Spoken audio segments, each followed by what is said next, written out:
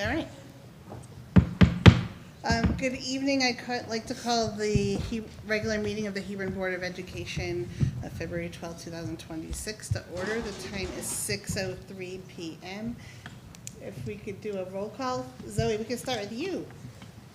If you want to say your name. Zoe. Thank you. Don Briere, Director of Educational Services. Alicia LeMay, board member. Kim Hills, board member. Sarah Copolino, board secretary. Heather Pettit, Board Chair. Barrett Superintendent. Cindy Houston, business manager. All right, thank you so much. Hello, we have our principals here, I'm sure, Mrs. Ariano, Mr. Larkin, Mr. McKinney, Mr. Holtz. If we could stand for the Pledge of Allegiance. Pledge allegiance to the flag of the United States of America and to the republic for which it stands, one nation, under God, indivisible, with liberty and justice for all. Thank you so much. Dr. Baird, recognition of a CAP Student Award winner. All right, our highest honor that we present every year, so really excited to welcome Olivia. We've got Olivia's teacher here.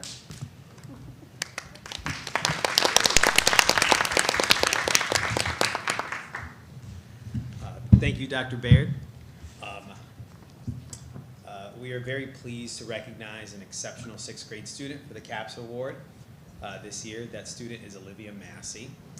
Olivia truly embodies the spirit of leadership and citizenship that this award represents. What stands out most is how she carries herself every single day. She is a friend to all, the kind of student who goes above and beyond to ensure that every person she meets feels seen, heard, and welcome. In the classroom, her commitment to excellence is clear. She doesn't just complete her work, she does her absolute best with everything she touches. Olivia's leadership doesn't simply end when the school bell rings. Whether she's volunteering at her church food pantry or finding other ways to lift up her community, she is consistently looking for ways to serve others. Olivia, thank you for being such an outstanding role model for your peers and a shining representative of Hebron Public Schools. It is an honor to recognize you for this award tonight. Congratulations.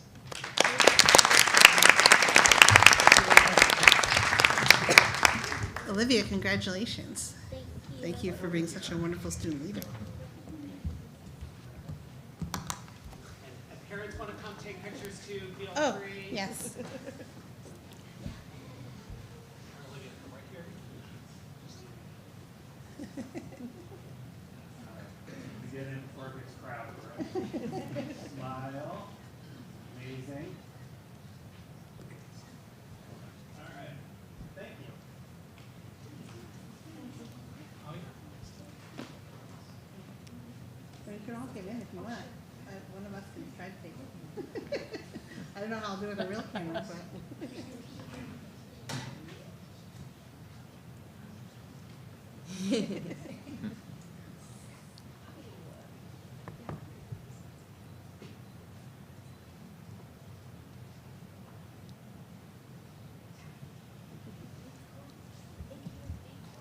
Congratulations.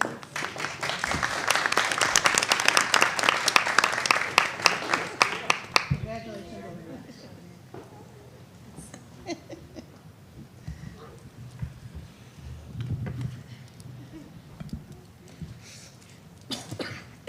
Excuse me. 6:03. Next on our agenda is recognition, retiree Bill Holmes. All right, I'm not sure how they're going to work the tech for this because it's our two tech people, but we have Mr. McKinney is going to present Mr. Holmes his Apple.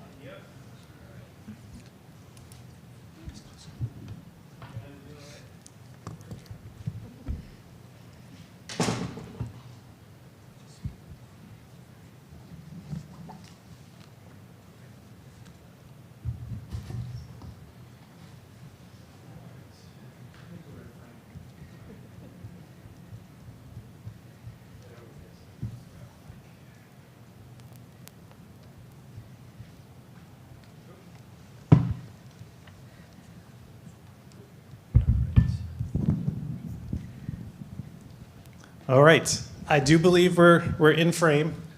Perfect. And before giving Bill the apple, which he is you are all dying to see. I just wanted to say a couple words about him. And Bill has been here with us as our tech support guru for 12 years now, right? 12 and a half. 12 and a half, perfect. And, if you don't mind, I'm going to make this about me. Bill was my first hire, and, I killed it, right? Like, I nailed it. Nailed it. And I think we've always made a good team. Bill is incredibly detail-oriented. I am not, right? So, we really play off each other's strengths and weaknesses. He keeps me on track, which I'm gonna miss. And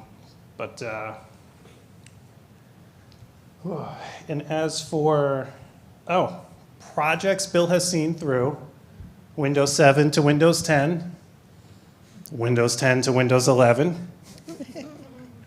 Just finished that one. And, I was thinking about it, and we both survived sort of the madness that was COVID and technology. I remember you drove a bus around and delivered Chromebooks. Bill did not drive the bus, but Well, I mean, went around. Bill was throwing them out the back of the bus. That's true, all around the neighborhood. And another thing that I'm really going to miss, I've come to rely on, is Bill has we both have an interest in technology, but he's always learning, always reading, always listening to podcasts, and kind of condensing them for me into bite-sized pieces that I can then take and use that information. So I'm hoping you'll continue that in retirement as well. Like a weekly email. That would be nice. And lastly, I just wanted to talk about Bill's involvement with students at Hebron, because he really has, he definitely hasn't hidden behind a desk. He has been, how many years do you think you've done invention convention judging? Well, I had 5, 6, I don't know. I'm always on Tom's team. So Bill's been doing invention convention judging for 5 or 6 years. It does kind of blend. He's also mentored some students at Hebron. He's been a reward for other students, like spending time with Mr. Holmes is a reward for some students. He's also kind of pushed into STEAM classes to assemble computers as part of a class to show how it works, what's going on there. And lastly, he does kind of nicely, read the riot act to our students in 3rd grade when he's handing out the Chromebooks, that first year. And so now, how much time is left on your app? 1 week. 1 week. A week from today. All right, well, in a week, we are going to miss you. You are going to be an impossible position to fill. We're going to try, but we are going to miss you quite a bit. Thank you. And your reward for sitting through that. I appreciate it. Bill's going to be joining his family down in North Carolina. Oh, nice. All right, come on over, we'll take a picture. Thank you, Bill, for all of your years of service to our students and our schools.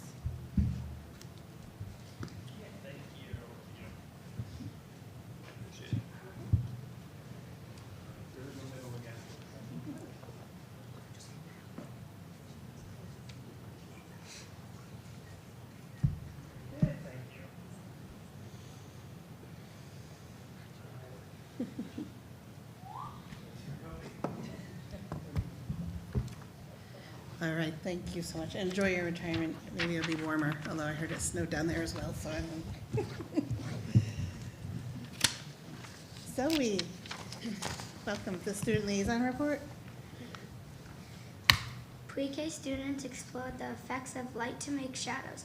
They also are enjoying learning about how snow melts and changes to water. In math, kindergartners will explore the difference between 2D flat and 3D solid shapes. Learn how to identify, describe, sort 2D shapes, and use similar shapes to make larger shapes. Although students will count and compare the number of objects in various categories found on a picture graph. First graders paraded around the school wearing their 100th day shirts. They were proud to show that they are 100 days into first grade.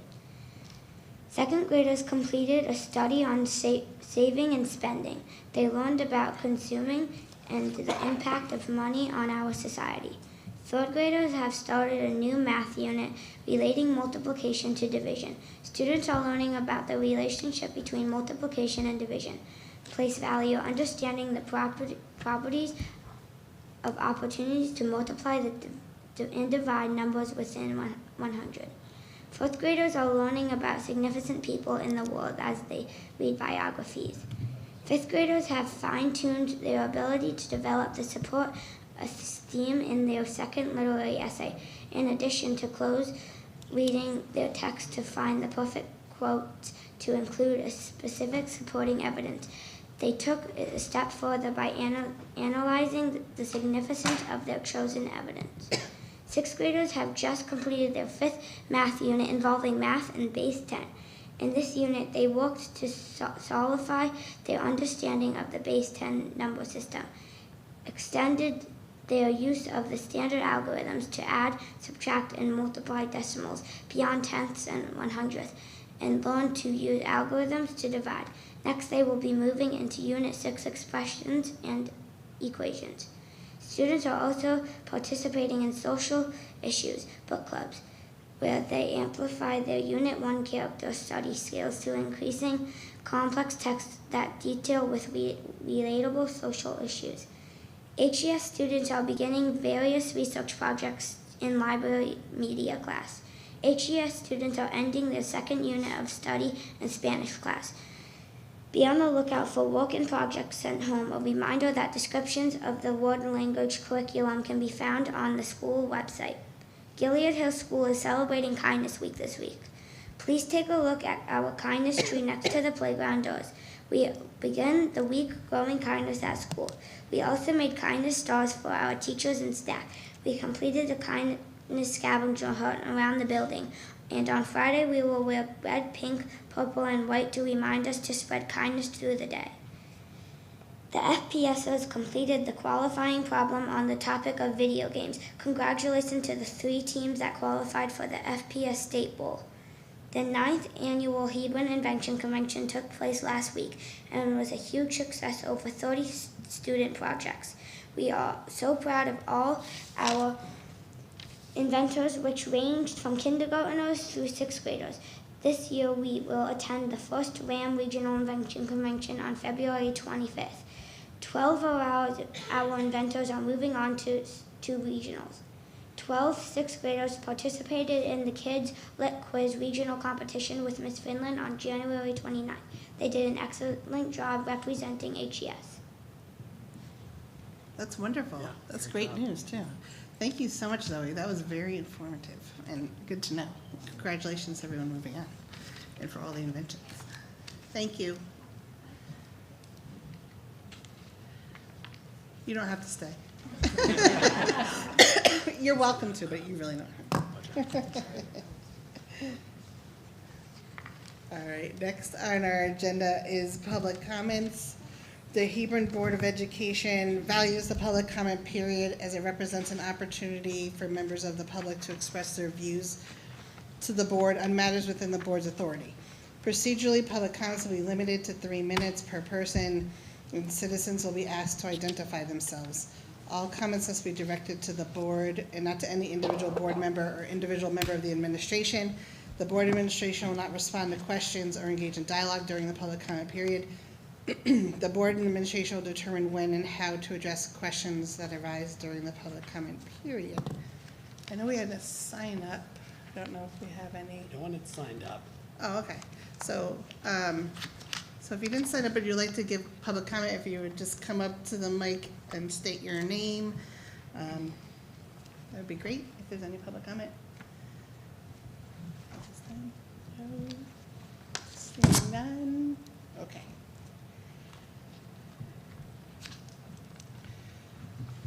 All right. No public comment at this time. So we'll look at the approval of minutes. The Resource Management Committee meeting, we do not have a quorum for that.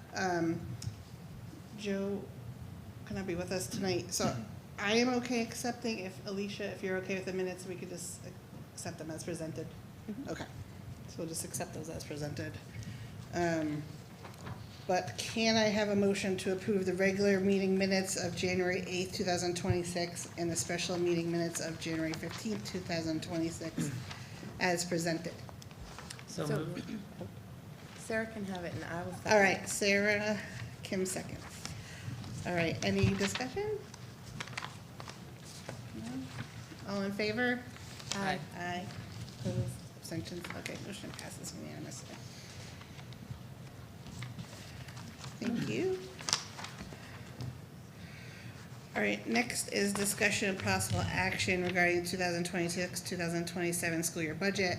So as we've discussed, I know we went over a couple times with the administration and presentations, which we appreciate, a lot of the line items.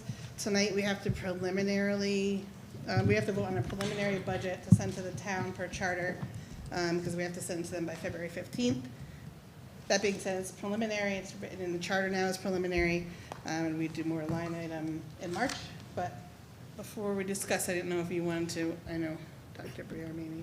Sure, I have a couple of updates, and then Dr. Briere is going to do a presentation. There were some asks around school psychologists, social worker, caseloads. We also wanted to put in some information about paraeducators and how those are, needs are determined and how we monitor that. And we also put some trends together for paraeducators over the years. So we'll do that in just a minute. There's not a lot of updates at this point. Right now we're still at a 9-1. There's been some changes in special ed with kids moving in and out of the district to some different needs, but it essentially nets out at neutral. We're looking at insurance. We had our insurance consortium meeting this morning. We budgeted at a 15% renewal. Right now, we're projected to be at 16.5%. So insurance may go up before we set the final number. Our next meeting is the morning of your next board meeting, so we will have a final number at that time. My hope is if it goes up that there's a way to absorb it within the 9-1, so I wouldn't recommend necessarily changing the budget based on that insurance information at this point. So that's all the updates I have, and I'm gonna kick it over to Dr. Briere. All right, Mr. McKinney, I'm going to fire up the, Oh, you know what, one more update while they're getting that up. Kindergarten, so kindergarten right now, we were projected, NESDAQ projected 101 students in kindergarten, I believe. We right now are at 79, and looking at the last 5 years, that puts us right at 100 students. So we will continue to watch that, but that is, reducing a section in kindergarten is not something that I see. Definitely not at this juncture. We'll look at it again next month. But we've seen pretty consistent enrollment patterns over the last 5 years. So right now, I would say it's a pretty safe bet that we're going to need that kindergarten section, but we'll continue to watch it. Okay. Is the insurance, when you have that meeting on March 12th, Yeah. that will be the final, like they'll be final, We is will that set the finalized? rate at that meeting. Okay, Yep. and then we'll set our budget Mm-hmm. that night. Mm-hmm. Okay, so both of those things will be, Yes, so you They have won't your fluctuate after regular that. meeting Okay. on March 12th, and then we do have a special meeting tentatively scheduled for a week after if you're still doing budget work. But you may feel like you're ready at the March meeting. Yes, and we Okay. do have to present the town and the Board of Finance sent out their schedule, so we do present to the That's Board of Tuesday, Finance, on the on 17th. March 17th. Yeah. Yep. Yeah. So I would encourage you to make a final decision on the 12th so that when we're presenting your final budget. okay, okay. all right. Good evening, everyone. It's a new layout tonight, so I have to adjust to this new semicircle format. The presentation tonight is not lengthy, but there certainly is time for discussion to unpack any questions you may have. The scope of tonight is twofold, as Dr. Baird said. Part one is focused on school psychologists and social workers, and we hope to unpack not just the raw numbers, but the impact a reduction would have if we move forward with a reduction, what the current roles and responsibilities primarily are for our social workers and school psychologists around the buildings. So that'll be part one of the presentation. Part 2 is focused on paraeducators based on some questions and reflections from the board. We hope to unpack some of the internal processes we have in the district, kind of show you how the soup is made, as it may be, from day to day. So hopefully it'll be helpful for the board to understand some of the conversations that we have going on in the buildings every day. And at the end and throughout, if there's questions or discussion, we can certainly talk those through. So first, the landscape of where we are from the top level, from the 1,000-foot view for school psychologists and social workers. As the board knows, we've been very beneficial to expand this team over the years in response to growing needs, the pandemic, and growing social-emotional reflections as a community. So that's been really good. Currently at Gilead Hill, we have 0.6 social worker and 2 school psychologists. The social workers' time currently is 0.2 of that is afforded through a grant that we have been able to receive the last few years. For Hebron Elementary School, we have 1 social worker and 2 school psychologists. Just a quick historical context here for everyone. The school psychology team was expanded based on a competitive grant we did receive in years past. The architecture of that grant was really useful actually for us, as it was a 3-year grant. By the 3rd year, it did require local districts to staircase down and start to absorb some of that cost locally, which we did do, which allowed us to maintain and meet the needs of the students. So that's just how we got to 4 and the 1.6. Currently proposed in the budget as it stands at the 9.1%, there would be a 1.4 FTE reduction to this portion of our SAL team, and that would look something like this. So if we go from a 0.6 social worker at Gilead Hill to a 0.2, preserve the 2 school psychologist model at Gilead Hill. Hebron Elementary School, it would go to 1 social worker and 1 school psychologist. Okay? The next 2 slides are an attempt to just snapshot where we are today and where we will go with the current reductions. So currently, the current team, as we just saw, is 4 school psychologists, 1.6 social workers. The student support ratios are interesting to think about. I know every month we're talking about NASDAQ projections and where we find ourselves with enrollment, where we've been looking back, and where we find ourselves moving forward. So these numbers are just based strictly on what we currently experience in schools based on our current enrollment. So currently there's 1 school psychologist for every 174 students. In comparison, there's 1 social worker for every 435 students. In preparation for this presentation, we did survey the entire team. So these numbers are derived from the feedback from the team in addition to my own audit of our state managed platform for IEPs and 504s. That's going to carry through the numbers that you see on this slide and subsequent slides. So our current caseloads reflected here are 10 IEPs, 7 students with 504s, an additional 6 students supported through an IEP or a 504, which through a term we call indirect service, which if you think about it conceptually, direct service would be a provider, a clinician working with a student one-on-one or in small groups. And indirect service is defined as that clinician working, collaborating with families and with teachers and other collaborators on the team, but not directly working with the student in that real time. So IEPs and 504s can prescribe an indirect service in addition to the direct service also prescribed in that document, just so we're aware of that.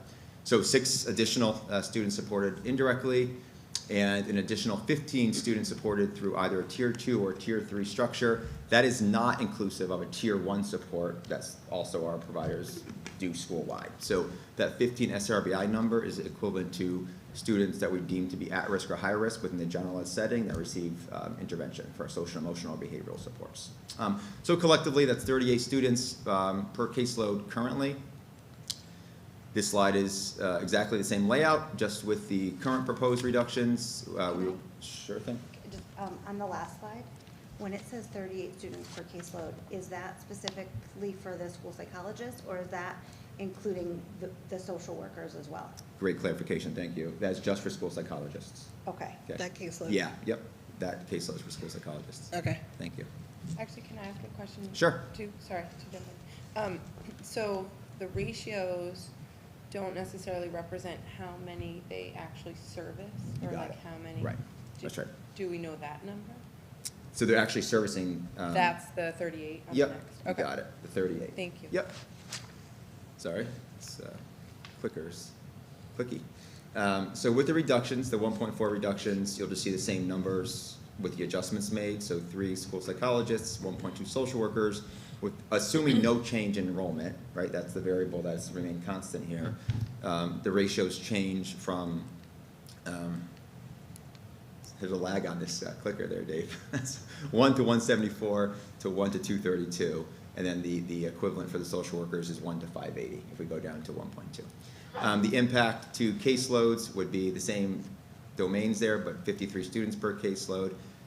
And just be aware, right, those last 2 variables there, the 9 indirect and the 21 SRBI, 9 indirect currently are what's codified in legally binding IEPs and 504s based on recommendations from the team.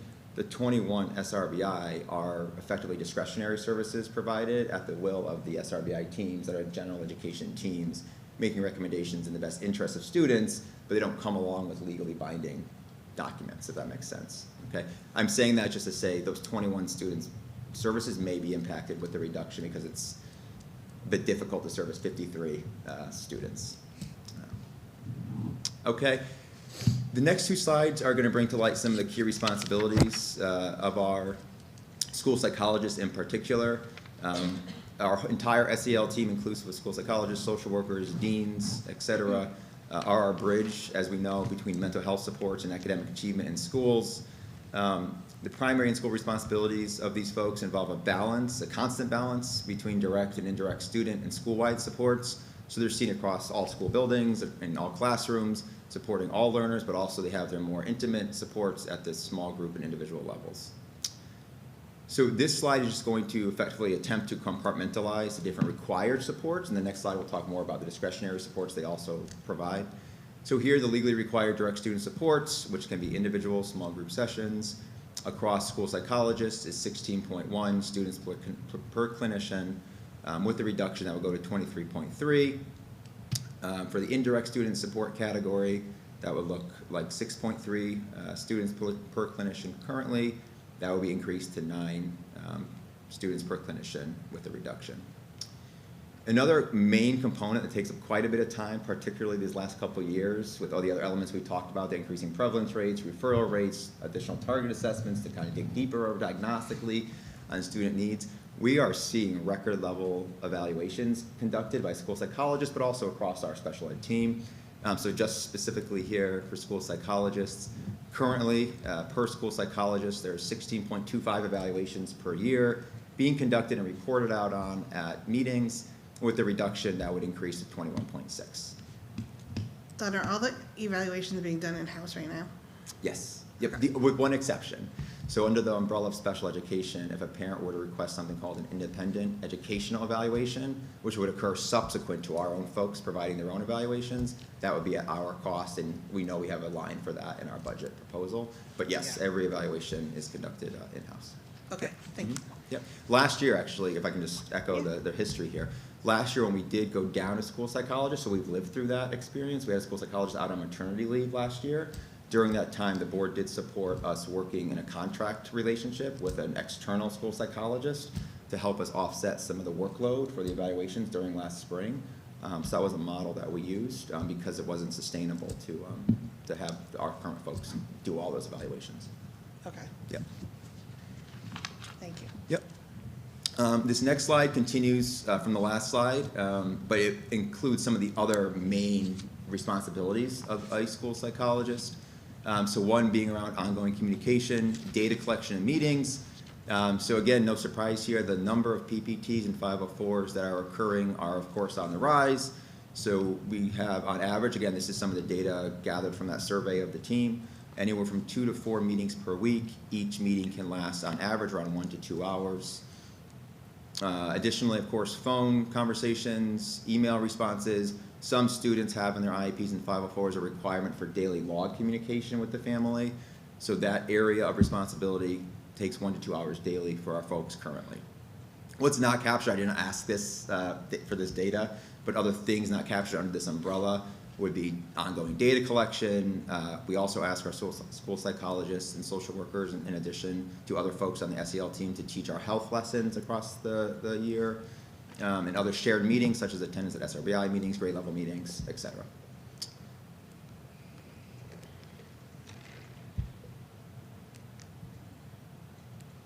So there's more on the screen, but Dave's clicker is not functioning correctly, so I'm just going to use the wait time to. Here we go. All right.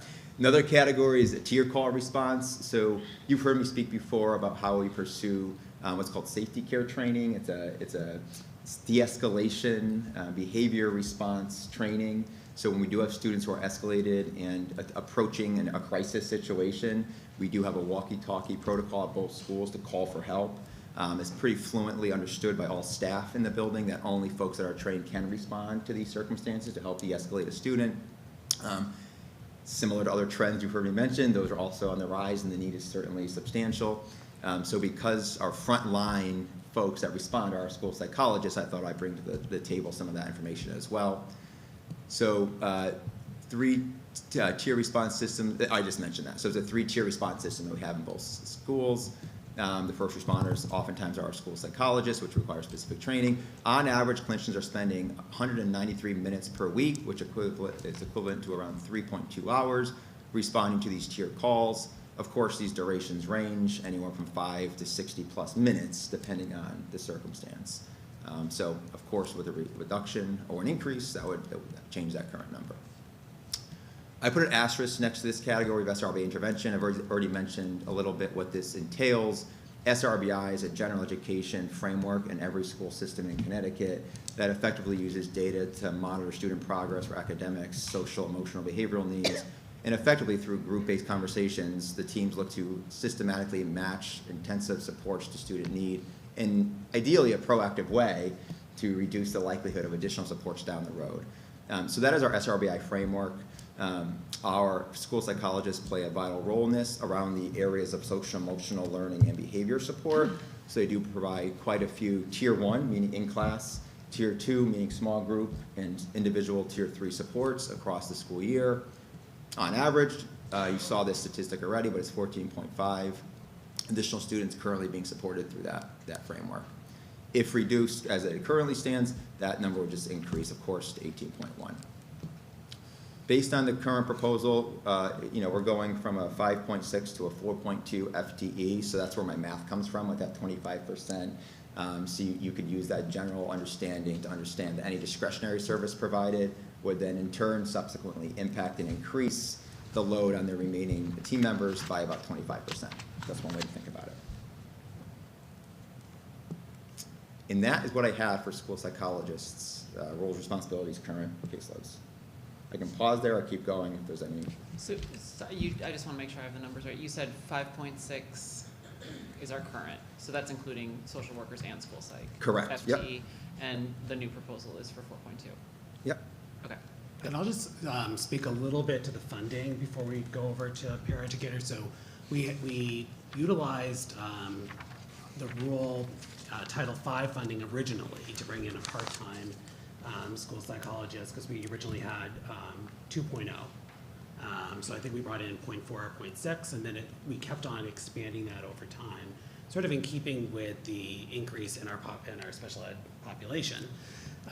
Then we were successful in applying for the state mental health worker grant. We expanded the team to 4.0.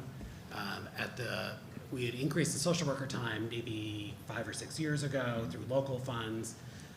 To sustain the school psych expansion, though, we initially used our IDEA federal special ed funds to be able to help us bring those positions into the general fund. This year, our IDEA funds have been fully utilized because of paraeducator needs.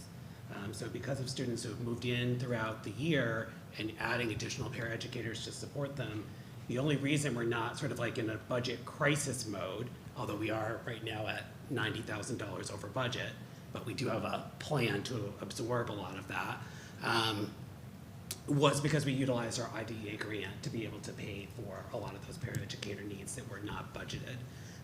But that has meant that we don't have any carryover funds to help sustain the school psychology salaries moving forward. Hence the reduction of the team because the funding is not there. Okay. Okay. Sure. So we'll pivot now to paraeducators and behavior technicians. These are our team of folks across the district who support individual students based on student need. just as a backdrop, these team members come to support students through PPT recommendation. So every time that a paraeducator or behavior technician is recommended through a planning and placement special education meeting, subsequently the team then reflected and felt that an additional adult would be supportive of the student's growth, therefore para is assigned. So what I wanted to do tonight is walk through the internal process that we have as we approach those PPT meetings, making what is effectively one of the most substantial recommendations you can make through a PPT process for a student. So the goal underpinning this conversation across both schools is up there for you on the screen, but it is to support student independence through reflective progress monitoring, team discussion, and data-driven decision-making. So all else aside, the conversation always starts at its roots with we're trying to support student independence and success at Gilead Hill, Hebron Elementary School, and as we feed into RAM. So this is at the backdrop of everyone's mindset as we go through. I'll reflect for you tonight as far as our process around making these types of recommendations. Before I do that, just a quick recap on where we are from a special ed lens. So by the numbers, this represents our current breakdown across students in our district by disability category. So in the state of Connecticut, there are 14 primary different disability categories recognized, and the obligation of the planning and placement team is to identify whether or not a student is eligible and from which avenue, from which primary disability. So we look at these numbers each year as we monitor the overall prevalence rate overall, but also how does that break down and what patterns are there across years and sequences of students. So this is current. So this is our current breakdown by disability category. I don't have a comparison pie chart here or donut chart to show you from a few years ago, but just some things to bring to light. As mentioned before, we have 120 IEPs, 62 504s. Our current prevalence rate, just for students with IEPs, that is not inclusive of students with 504s, is at 17.4%. As a quick look back in 2021, we were at 10.8%. Statewide, we are exceeding 18.5% at this point in time, just to give you kind of a comparison point. A notable trend that we've been aware of across the district is the number of students in the autism group here. In 2021, we had 9 students primarily identified as a student with autism. Currently, we have 26. And as of a PPT I'll be attending in a week and a half, that will be 27. So it is just a growing reflection to understand it's not just the sheer numbers of students that are being found eligible, but arguably it's the complexity of the profile and the intensity of the profile that we're also looking to service in our school buildings. This is just another slide showing the numbers. So there's a little line graph showing the raw numbers of IEPs and 504s across the years. Some of the main talking points that we mentioned last month: 1 in 4 students currently either have an IEP or a 504 plan in our schools. Year over year, since our discussions last winter, we've enrolled 10 more students with more complex profiles, meaning autism or an emotional disability district-wide. There's an asterisk there for obvious reasons. That number is flexible and forever changing. And we currently anticipate a higher than typically expected number of students transitioning from the birth to 3 system. So usually, I mentioned last month, we have a handful of students that we anticipate transitioning from that state system to ours. For the next year, we currently have in the system 10 students. So just double what I would expect. This chart is interesting. So the way to unpack this chart, we looked back to 2020, 2021. The second column there looks at just raw numbers of IEPs. So in 2021, we had 75 IEPs. Fast forward to today with 120. 504s from 2022 forward. That's just so you know why those asterisks are there. Our data platform shifted at that point in the States, that we're all now on CT SEDS. So we couldn't look back that far in CT SEDS because CT SEDS rolled out 504s 2 years after. But 32 in 2022 and 62 504s currently. But the more important apples to apples comparison here is in this final column. So we really wanted to look back and reflect on, we have more individual paraeducators and BTs, absolutely, the 75 to the 120. But if you're looking reliably, how does that look from a ratio lens? So taking the number of IEPs we have and dividing that by the number of paraeducators and BTs we have, the very right column, depending on how you're looking at this screen, the far column to the right, will give you that ratio. So the total special education FTE pairs and BTs is that very first number, so 26.2 in 2020, all the way down to 39.7 in this current year. But then when you look at the ratio, that ratio goes from 2.9 IEP, for every 2.9 IEPs in 2020, there was one para or BT. Fast forward to today, it's 3. For every 3 IEPs, there's one para or BT. So that spoke volumes to myself and Dr. Baird when we did this analysis and talked about this, because looking at the raw number tells one portrayal of the story and the history, but certainly looking at the ratio number, which again is a better apples to apples number to look at, it demonstrates that the decision-making matrix and the conversations happening at the ground level every day are fairly consistent and constant, at least looking back to 2021. So, Well, and the cases have been more complex as of late. exactly. Right. We are not budgeting for 39.7. I believe that where we landed was 35 or 37, I can't remember off the top of my head. But we anticipate vacancies, and so we look at what do we have right now, what do we can best project with kids moving in and out of district, and we also budget for one less per building, just knowing we will have some vacancies throughout the year. Yeah. So these next few slides, I try to create, an aesthetic concept map here to kind of walk through our process. This process has expanded over the years. A number of years ago, we added what is I'm going to call step 1 here, but we currently have this nice cyclical process occurring across the district and how we arrive at that recommendation for a paraeducator or a BT. So initially, the team observes a potential need based on behavior or academic need, whatever it may be, there's an observed need. The team, led by the case manager as the point person for this process, works with the team to work through a reflective assessment that I'm going to show you on the next slide, whereby, as a team, they're effectively reflecting on 4 different categories of student strength and area of need around health, personal care, around student behavior, around student instructional needs, and around students' current schedule and how often are they in the classroom currently and what can we do about that if it's something we want to improve upon. So the team works through this initial assessment, reflecting on student needs. From there, there's cut scores, which I'll show you in a moment, and we say, is the need verified based on the outcome of that assessment that you've just completed? If the assessment is looking like it's gearing towards a recommendation for this adult support, we move on to step 2, which is the development and creation of what we call a student independence action plan. So I'll show you that as well in a few slides, what that looks like, a snippet of it.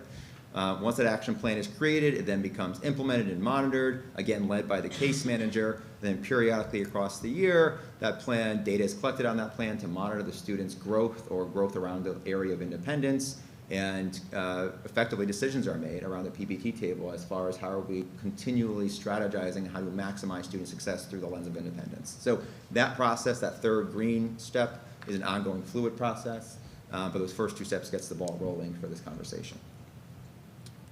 So step 1 is this team-driven self-assessment, focusing on those 4 areas. This is going to be super small. I know we're further back tonight than normal, but even my good vision can't quite unpack that.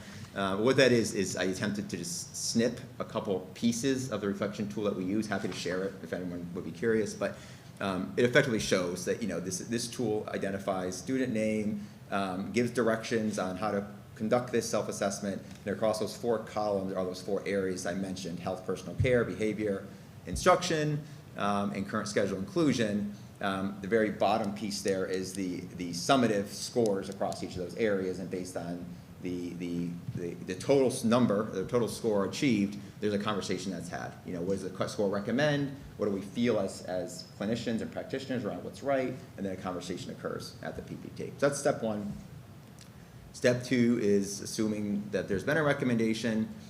So now the team works through another series of steps, which is a protocol for action planning and strategizing based on the student's current schedule. The team will work through, okay, here's the schedule, here's where we believe independence can be built relative to this student, so let's focus in on that and prioritize that for growth around the area of independence. So we can start to fade the paraeducator support, we can start to identify different types of prompting structures that might allow the proximity to expand, a variety of ways that we can increase independence while fading adult support, but that conversation comes up at this point in the process. Okay. Then step 3, as very common practice across education, is effectively just our data monitoring and tracking to inform our decisions. We have a number of data collection tools that can be used. A lot of case managers also just to develop their own progress monitoring tools, a way to measure and monitor whether or not the student is gaining or losing ground around the focus of independence. You know, so this is happening periodically around the year, as every student at least has an annual meeting where the IEP is updated. But certainly, as we're experiencing, those PBTs are happening much more than once a year, so these conversations are always on the table. And that is our process for paraeducator and BT recommendations. That's what I had. So any questions or discussion from anyone? Are the families involved when, just a question, I don't know, I just thought of Sure. it, when all of this decision-making is happening around what, I mean, I'm assuming so, but, Yeah. Mhm. Oh, yeah. I just wanted to ask the question out loud because I didn't see them listed. Are they involved in that process, like, when it's determined a need is there? Yeah, yeah. Like So- a student needs a one-on-one pair? Yeah. Okay.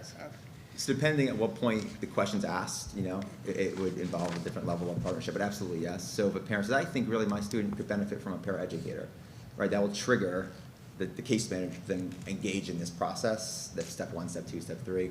If it's a student who already has someone working with them all day long, there's of course those PBTs that can feel infrequent.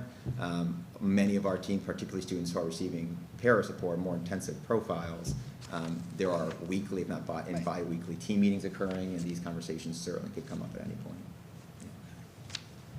So I know at the last meeting, Sarah, you brought up, is having, you know, a 4th school psychologist, is that like an investment towards potentially keeping a student in district and not having additional outplacement costs? And I said, yeah, it certainly is.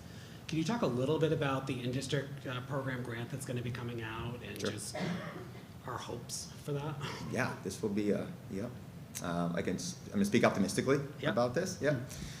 So we were told about a year ago, as a state priority, that there will be competitive funding coming out for districts to apply for what's defined as an in-district alternate program, which is effectively an environmental option for students that provides better student-staff ratios, more therapeutic options for students before we need to make the very critical decision to do a true outplacement to an outplacement facility, which is the most extreme type of recommendation we ever can make.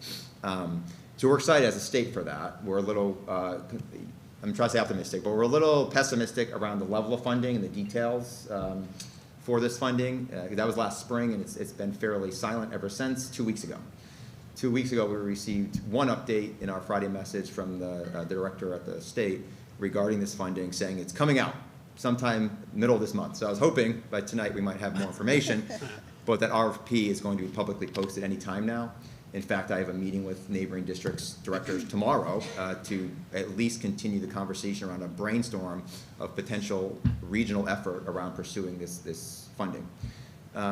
If pursued, it will be pursued, but if funded, the idea would be we have to build a team. Now that team's going to, of course, need to have school psychologists, administration, BCBA, case manager. You're going to need the people to drive the ship for a really high quality program.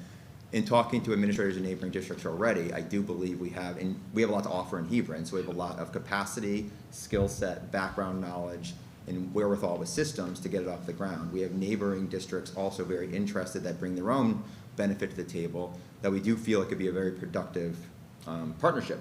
What we don't know is the level of funding, so we might write $1 million budget and only receive $100,000. So we're certainly not in the business of covering that delta. So there's a lot yet to be seen, but we are excited that we have the players, the skills, and the expertise in-house to be, we think, a really competitive candidate for this grant when it is posted. And that does speak to our current team of school psychologists, who's on the team, what they bring to the table.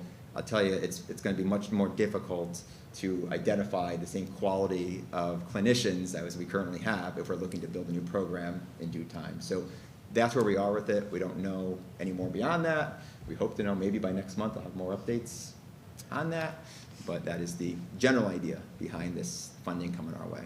And so when we think about, you know, when we presented the 5.9 at the beginning of this process, one of the cuts that was particularly painful was the school psychologist, because we're in a really good position right now to be exploring doing an in-district program. Certainly with the grant, but even absent the grant, it's something that we should be continuing to explore. There's more interest from other districts in our region than ever before. We are limited in space, but we have really good personnel to be able to help launch a program. And that seems to be the bigger barrier for folks. So, you know, it puts us as a really good partner for other districts, so. Would that, and sorry, would that be as soon as next year, potentially, or would that be? The hope would be 2027. Okay, So they've That speculated felt fast, 2027. okay. We've lived through other grant applications in the past where, you know, it's posted in March or April and it starts July 1st when the fiscal year Yes. begins for, Okay. yep. So we've been through that, right? So we're hoping that this one is posted in February, due perhaps later this spring to begin in 2027 to let us use some of the funding maybe in the first year just to get things rolling. But we don't know anything until we know, so. Yeah, I mean, the feds are gonna be, you know, there's an increase to IDEA, our prevalence rate is up, we'll get more IDEA funding, who knows? Yeah. There is a proposal to increase the seed grant by, I think, $195 million or something like that. Like, that's not going to happen. I mean, I think there may be some more funding. We are budgeting to split the money with RAM. So we actually are budgeting for a reduction in the seed grant, but perhaps if there's more money that the state puts in it with the, in this legislative session, there may be some additional funds that will be coming at a later date. There's just a lot, there's talk about ECS formula changes. I mean, there's a lot being discussed right now. Yeah, and the paradigm's gonna be interesting too with this potential application because the few students we do have outplaced are extremely complex. We know each other, you know, the cases, right? So they're extremely complex profiles. So there certainly is always a reality that we are transitioning students who are currently outplaced back in, but it's important to also recognize, I think, and underscore the perspective should also be we forever have a healthy handful of students on the cusp of needing more therapeutic supports. So it provides a grand opportunity to provide that support more locally versus having to jump to the further away outplacement experience. So that's how we're approaching it as a community of districts, a collective of districts, is it's not only about, you know, can we provide a program that brings students who are outplaced back, but also can it help us establish a series of structures that helps us keep our kids closer to home. And potentially even have other people tuition in. Correct. Okay, I mean, that was my that's a question. potential Right, as well. yeah. Yeah. Yep. So it would be I mean, I know we're talking hypotheticals, but Yeah. it would be a Hebron program, Yeah. even though you're talking with other districts? It would likely be a or would it regionalized program, yeah. It would be a, Yeah, so we don't have space, like Dr. Baird said, so Yeah. the idea would be, based on our initial preliminary conversations, there could be subsequent space available to us to partner with a neighboring district or districts. So to Dr. Baird's point, we certainly would be able to fill those seats with our own students, as would the partnering districts, but it may also avail an opportunity where there might be open seats that we could, as a series of partner districts, tuition students, as other in-district alternate programs currently do, East Hampton, Glastonbury, that's Yeah. a common practice. Right, and then, so it may be our staff over in another neighboring district's facility, working with our kids there in collaboration with their staff, with their kids. It's exciting. Yeah. Did they name it yet? it All better we have a is it good may come acronym. out this spring, so. Yeah, that's it. Is it just for like pre-K to 8, like elementary, or is it all? No, the so way- again, this like- wasn't this year's information, but from last year, so I was, you know, keeping notes. Last year's information was it's statewide, it's 3 to 22, which is what we're obligated Yeah. to provide services for students on. Absolute priorities are for alliance districts, but also for districts that don't currently have programs, which we do not. So we think, and for regionalized efforts. So we think at least 2 of those priority areas we would be able to hit if they've remained consistent since last year. It's not a lot of funding, right? Isn't it like 10 million for the whole state or something like that? It's unclear, yeah, around that. But the legislative session is alive and Right. going, so, you know, that could change. That's not a lot. Nope. Not for 169 school districts, not counting risks and all that good stuff. The mental health I don't grant, think that's not breasts are something, allowed to apply for this. oh, no? Rests Private. and private third-party entities like current outplacements can apply, is what we heard. Oh, really? Okay. All right. Again, all that is from last spring, so who knows? Right, okay. Currently, yeah. The mental health grant, is that something that's? No, it's no, done? No. not around. I actually reached out over Christmas break, actually. I saw that there was, you know, potentially the mental health grant being relooked at, and so I called our contacts at the state, and not happening. No, it's not And- out there currently. The state grant was federal funds that they then turned into this grant, so it wasn't Connecticut Oh. funds. Yeah, okay. I appreciate that, because, you know, those are some of my questions, or, you know, when we were going through like line item recently, Yeah.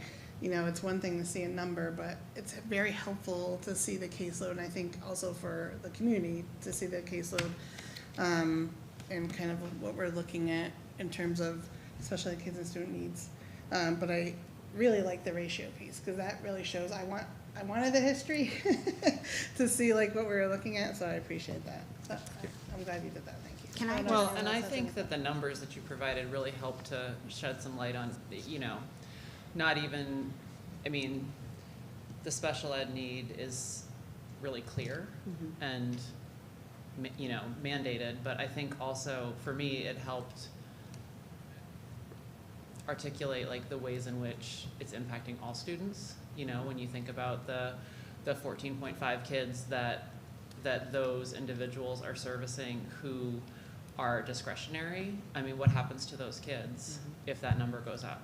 You know, are they becoming new, is that gonna then increase the identified special ed kids, while some of those kids also fall, like some are gonna fall to the side and not get the services that they're currently needing? What happens to those kids? Do they then need more interventions?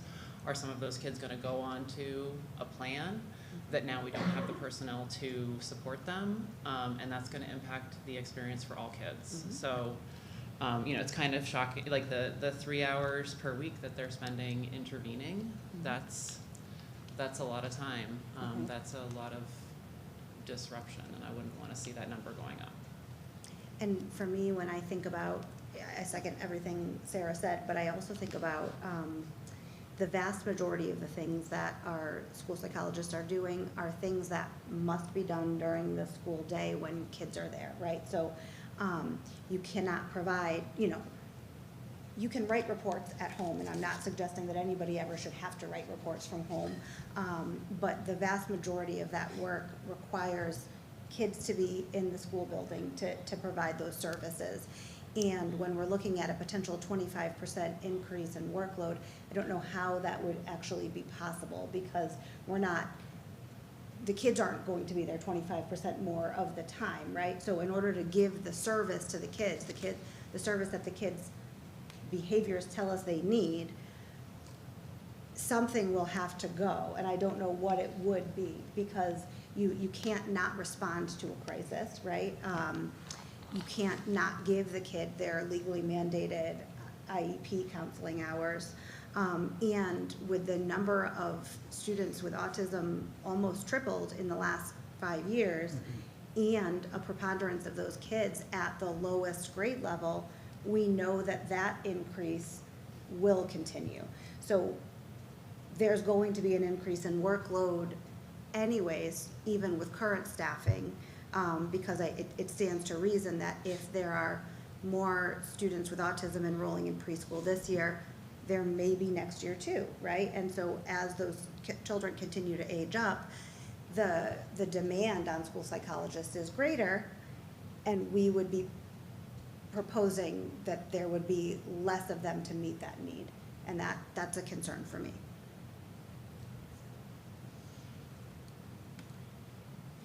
I agree with both of you.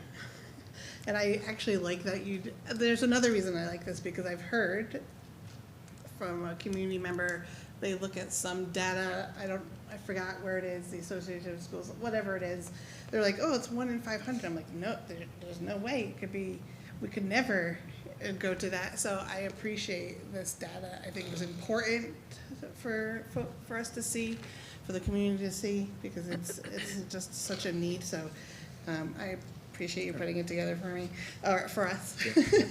And I'll just, I was just gonna also say, I mean, the other part that I wrote down that I was just kind of thinking about is, and I don't know if there is data about this, but I'm gonna go throw it out there. Like the bridge of the school psych to improving academic achievement. I feel like that's one of those things you don't have the data until you lose it, you know, and then you see what the impact is. But you know, we spend a lot of time here talking about our school achievement numbers, and if we, you know, I think about like being on a track team, and if you're looking at the percentage of your track team improving as a whole team, you need to bring up, your slowest runners have the most opportunity for growth. And if we're not paying it, you know, like, so like, that's our opportunity to not only service the kids who are most in need, but also are gonna potentially have the biggest opportunity for growth and the biggest impact on some of the numbers that we say we care about the most when we're maybe not thinking about these kids. So, you know, I don't know if there's a way to Go into quantify it, what yeah. that bridge does exactly, but for me, that was an important Sure. thing that I hadn't really considered. So I'll just throw out there that for what it's worth, you know, looking at the trends across the state for like what budget increases are looking like, because that's, you know, in January, there's like 6 of us out. We're like one of the first districts to go out.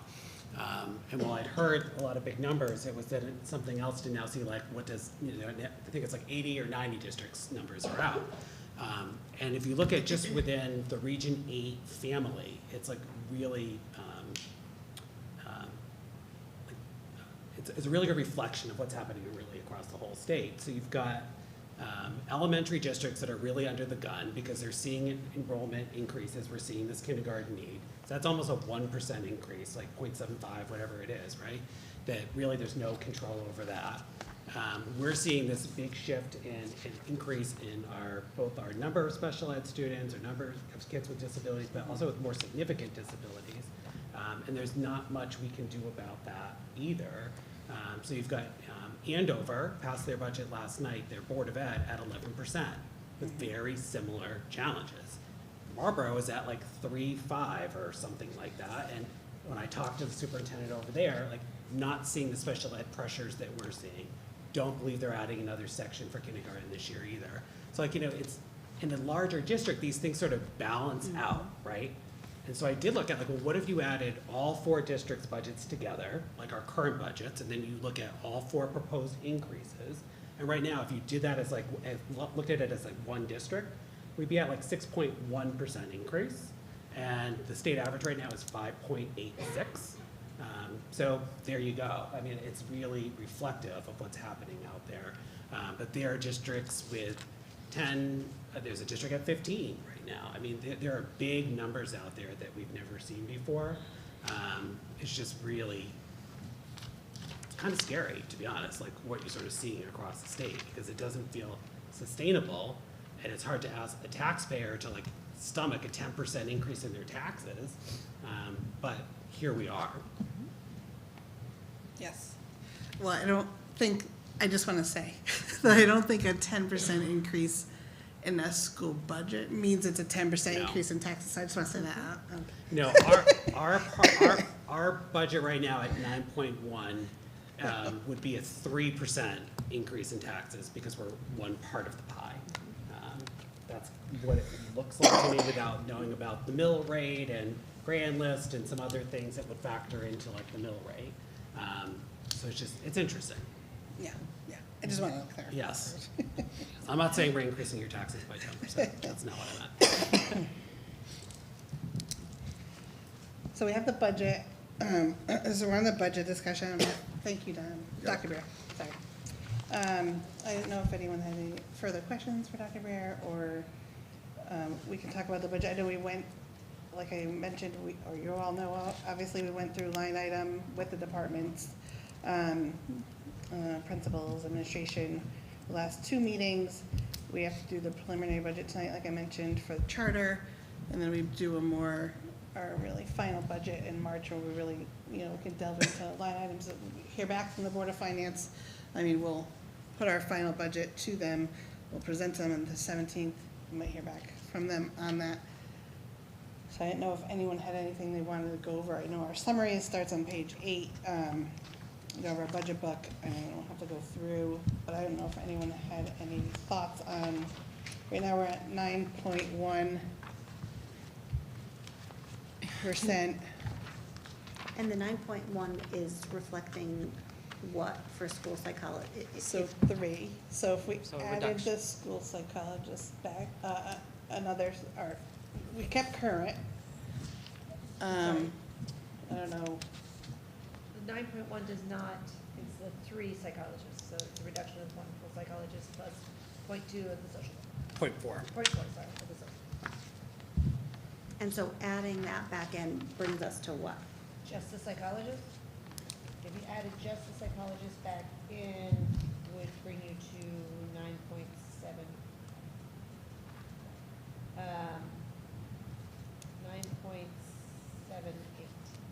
9.78. 9.78? I think it's more than that. Oh, wait, that was not, well.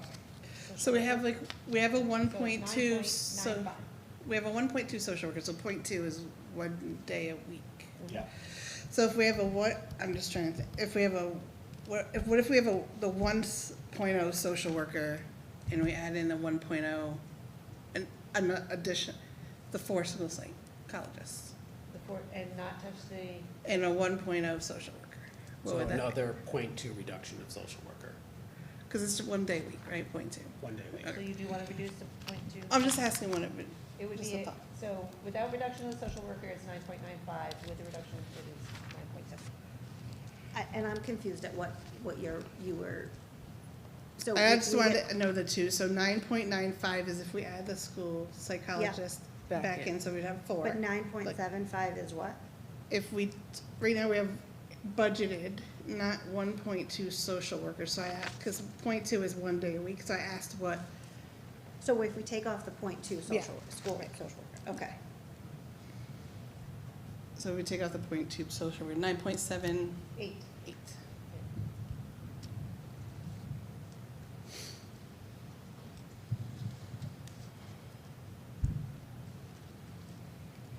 And just, so right now,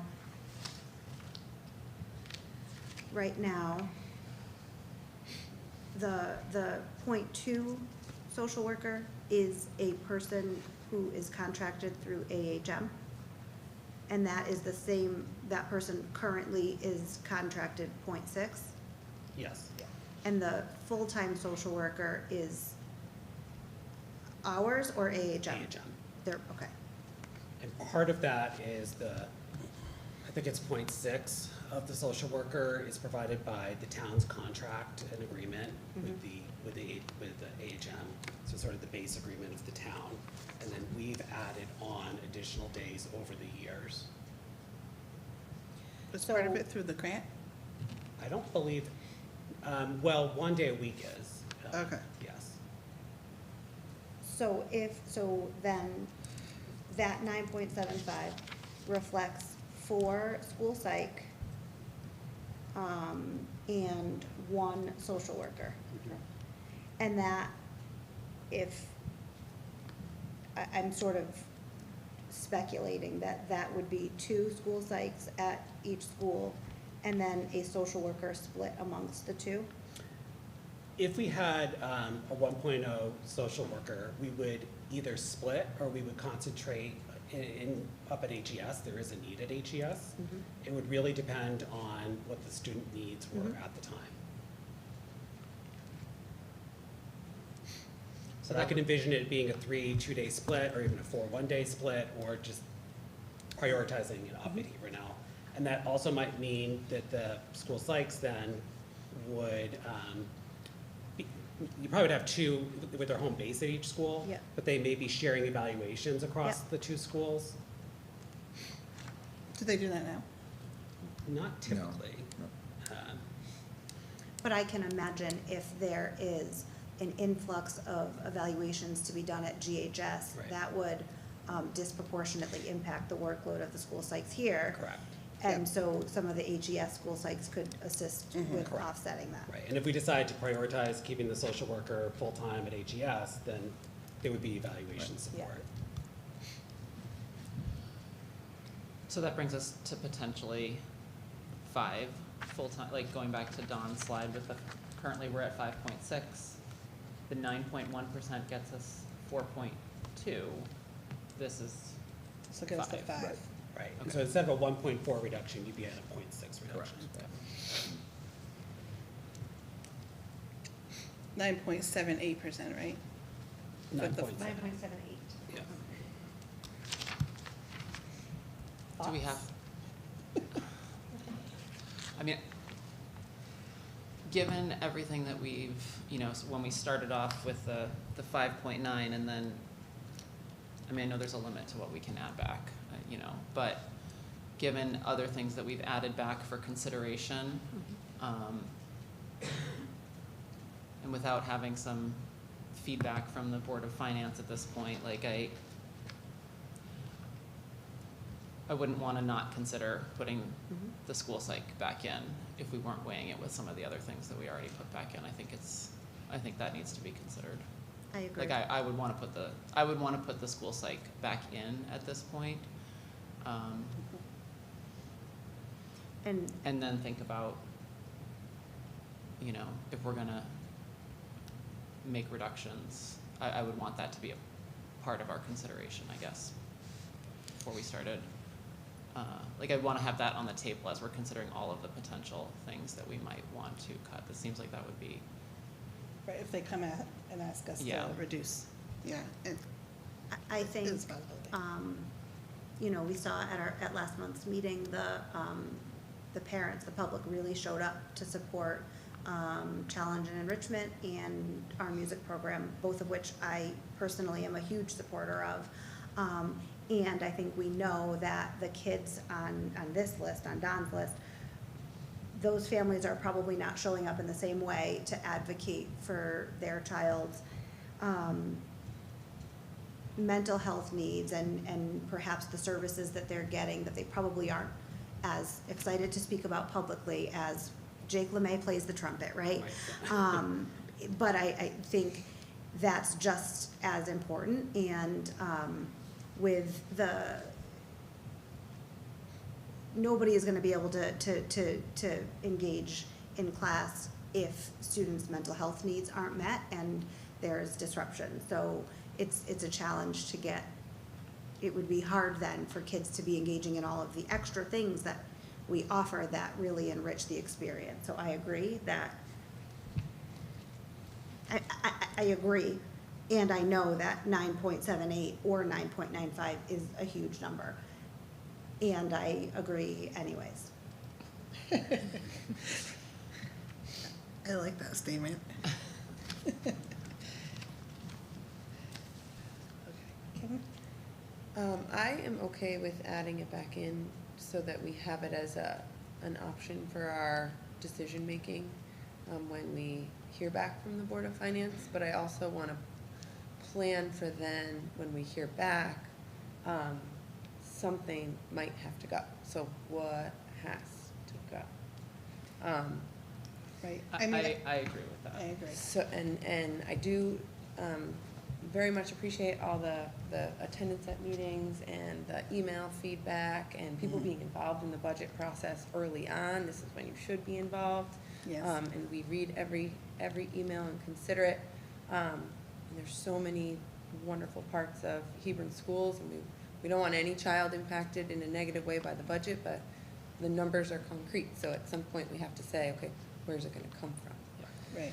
So that being said, I wonder if these visuals that you provided today were great, and I don't know if there's a way to create something similar when we look at the budget.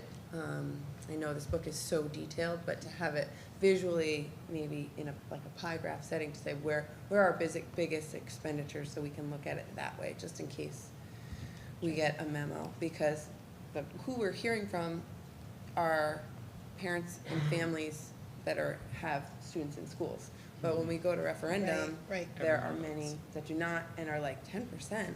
What the heck's going on in those schools? Right.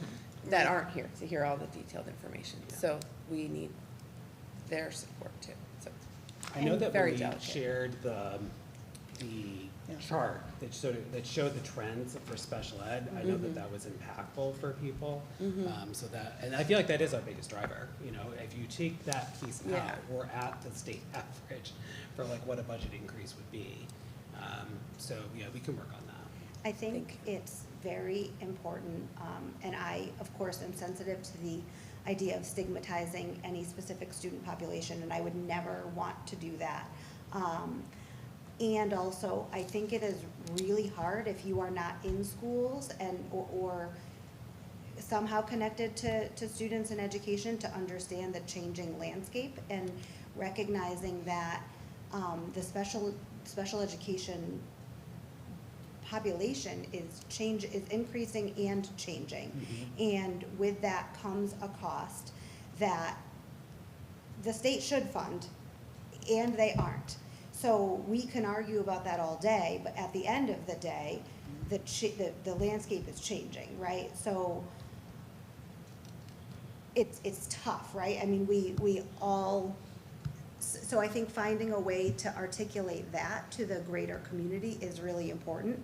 And I don't have a great idea for how to do that without kind of villainizing our special ed population, which would not be my intention at all, but recognizing that people need to understand that it's not like we're not talking about schools in 1980. We're not even talking about schools in 2021, right? So even in 5 years, that change has been so significant.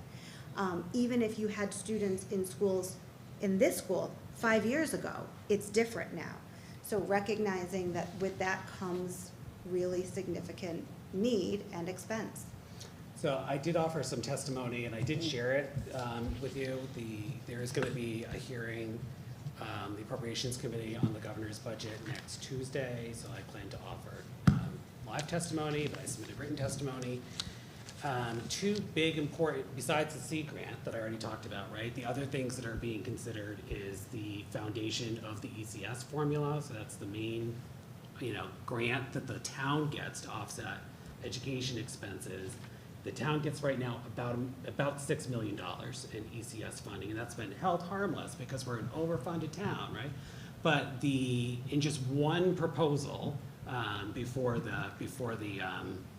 that's been submitted, the Democrats' proposal, it would increase the base foundation, which has not been increased in over 10 years, from 11.5 to about 13.5, and that would bring an additional $1 million into Hebron. Now, you can imagine what that looks like across the whole state, so I'm not feeling really optimistic about that, but I think that there will be something that is going to happen to the ECS formula.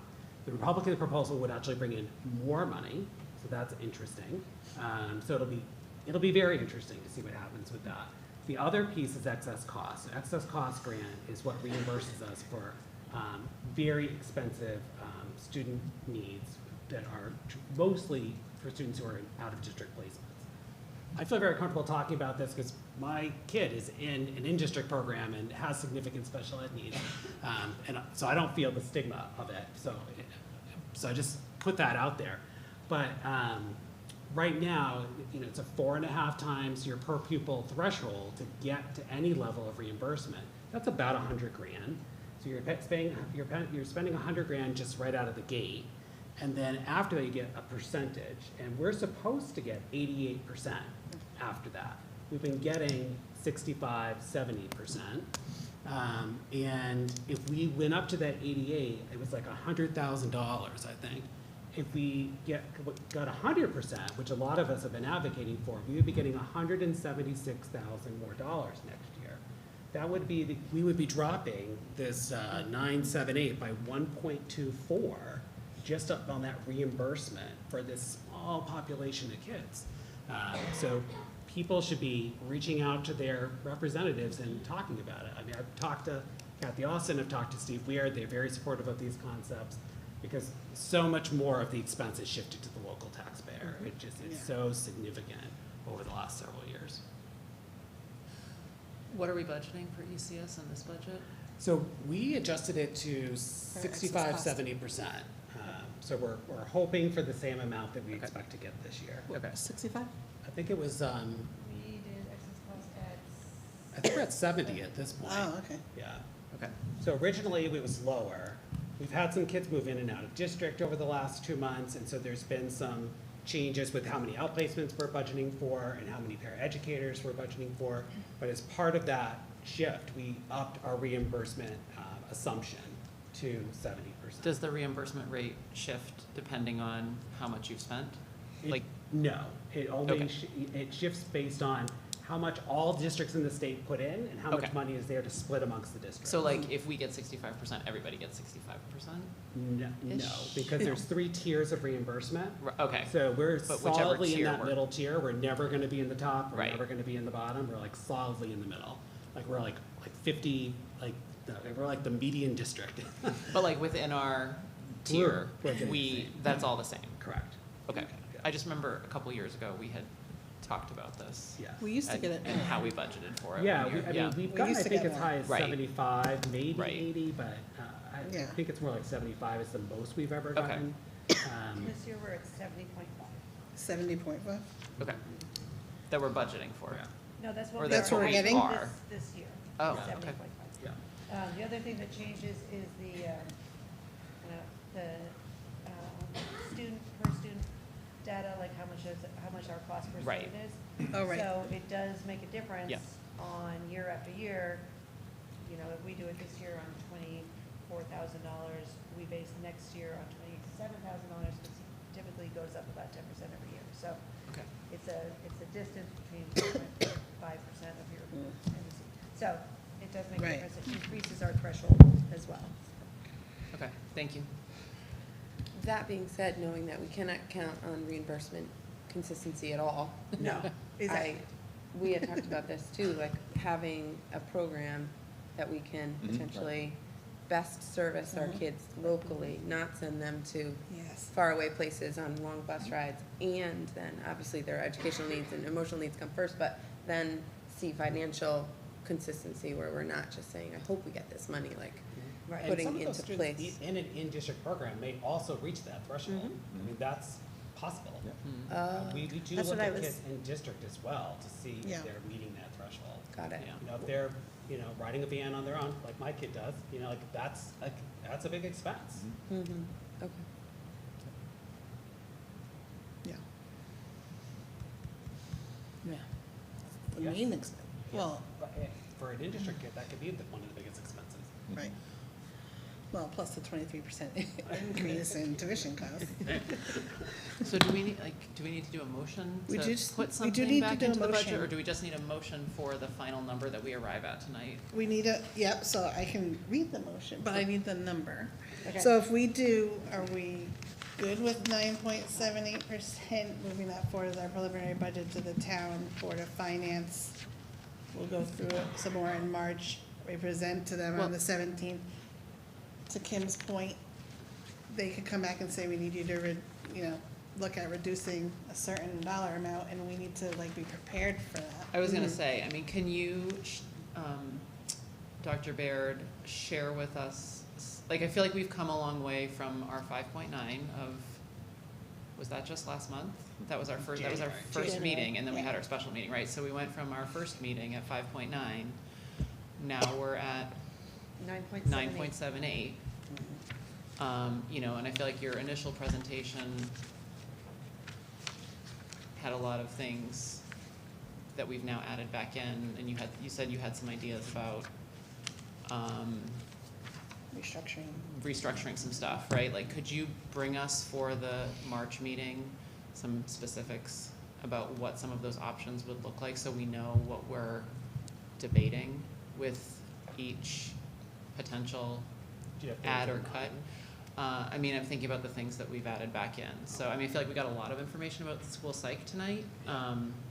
But if there's more, that would be great, just to know what are the pros and cons, the costs, benefits there, but also, what were the other things that we added back in? Band, challenge and enrichment, Sixth grade.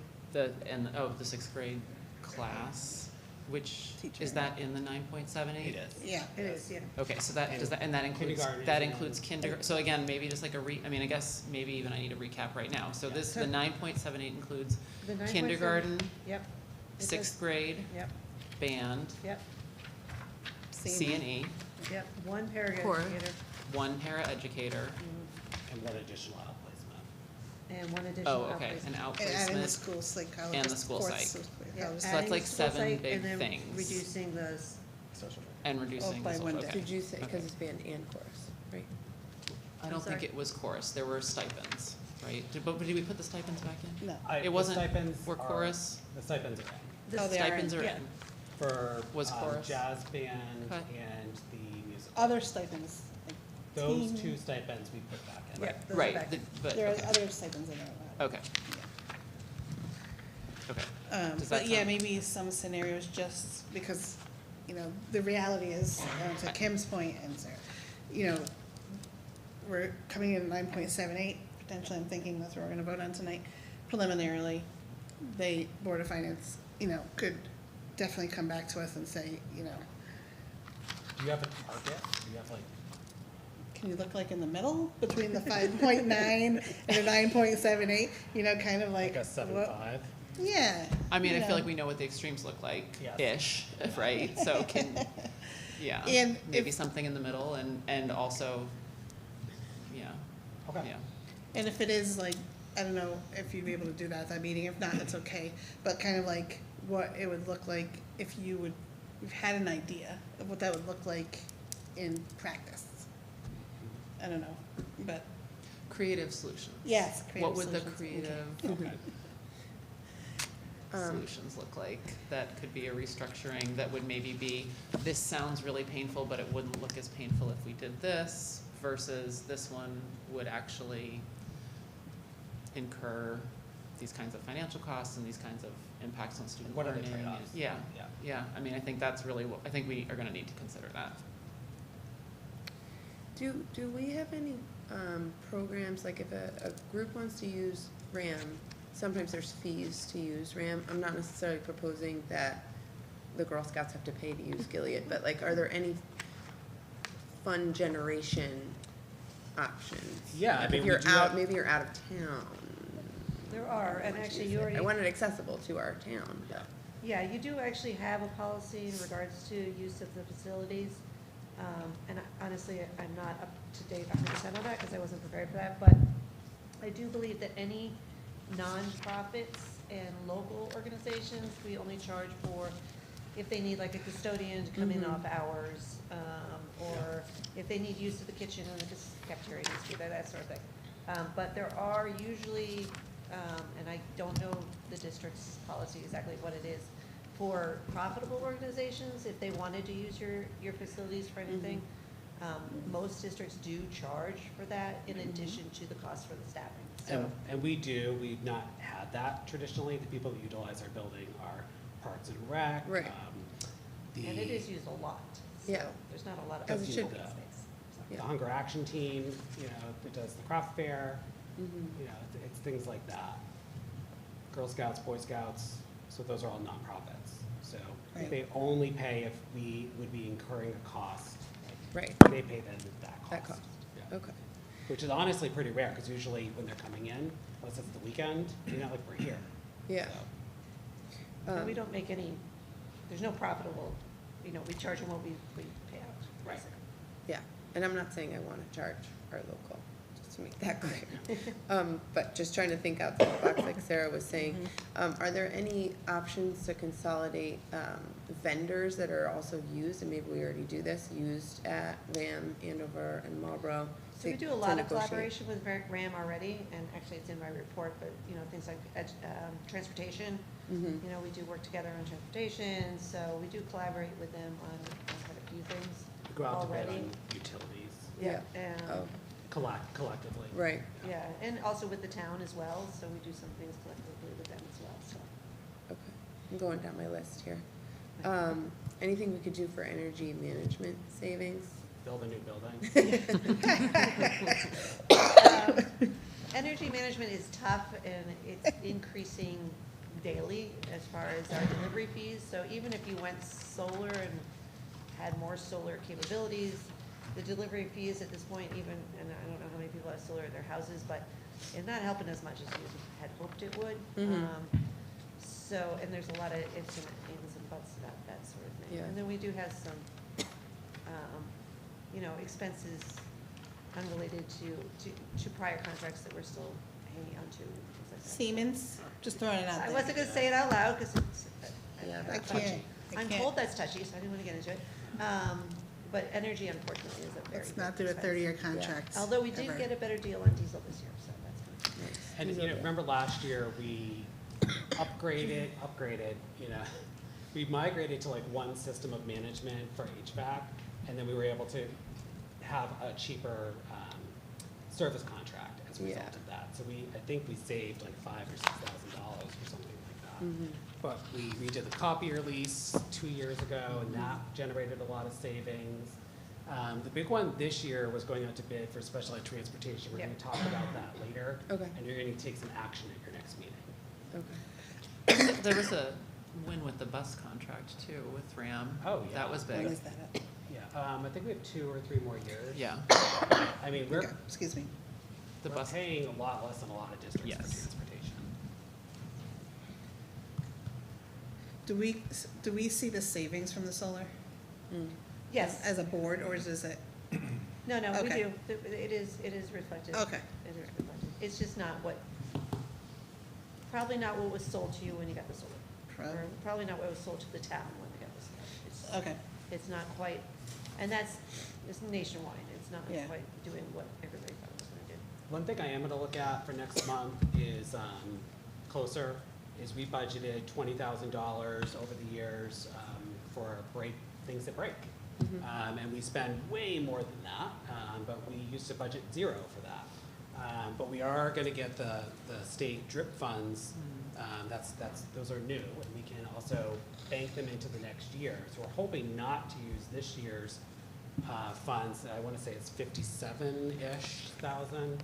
So if we're able to bank that into next year, we may wanna talk about, you know, do we wanna have a $20,000 contingency, do we not?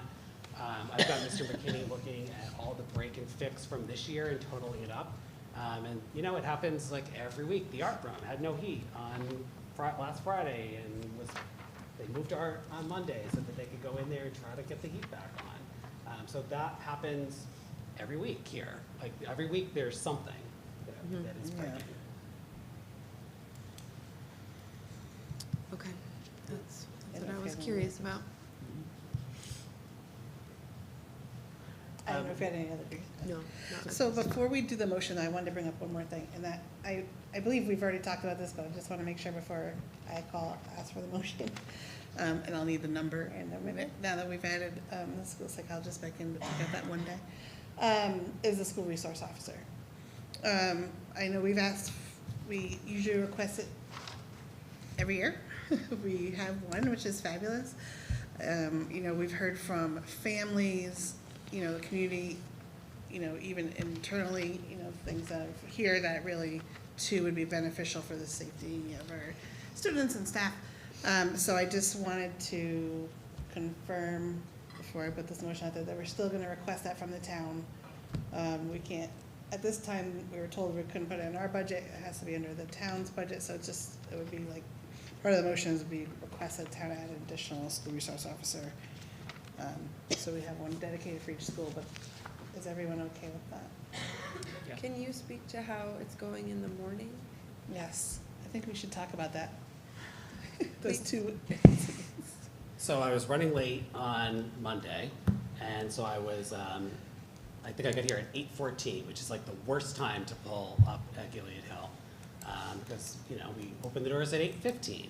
So I was like 4 or 5 cars deep, had my blinker on, just kind of waiting. And there were 2 cars that finally got so frustrated, one with an out-of-state plate, that just went over the double yellow line and just like around pretty aggressively. And then meanwhile, there were people coming the other way, and they were mostly in their lane, but, you know, near miss, like, you know, head-on collision. So I reached out again, because we've had very little traffic support here.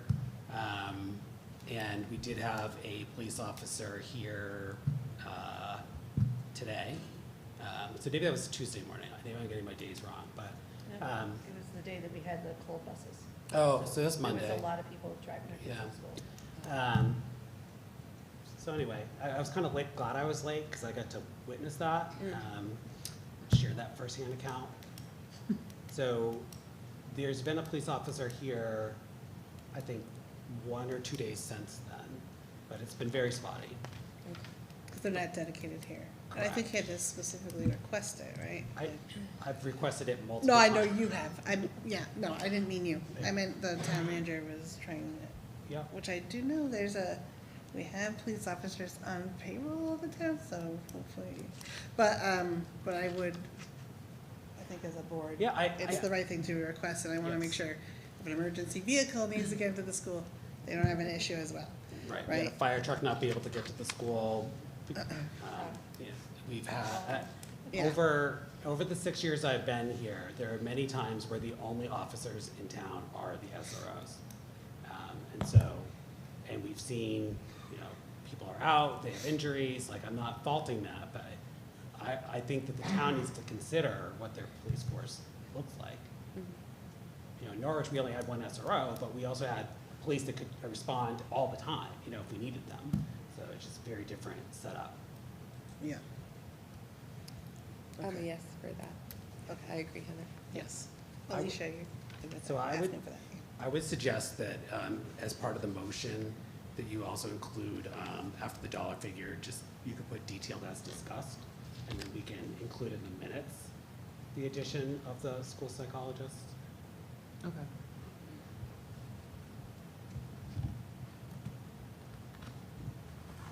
Detailed of it, or just as discussed? Or as discussed. Excuse me, sorry. Cindy, can you give me the number?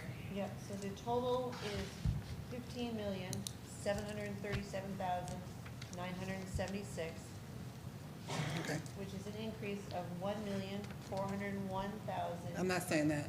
You can tell me though. 123 over last year, or an equivalent of 9.78%. Okay, thank you. You're I welcome. appreciate that though. No I'm just- problem, get them all out for you. We will have this, but I'm not gonna put it in the And I will put together what 7.5 looks like, and then you can consider whether or not you feel like that's palatable. 'Cause Yeah. I'm not sure that is going to be palatable, but I will put it Right, together. yeah, I agree. It's quite possible. Okay, we're good.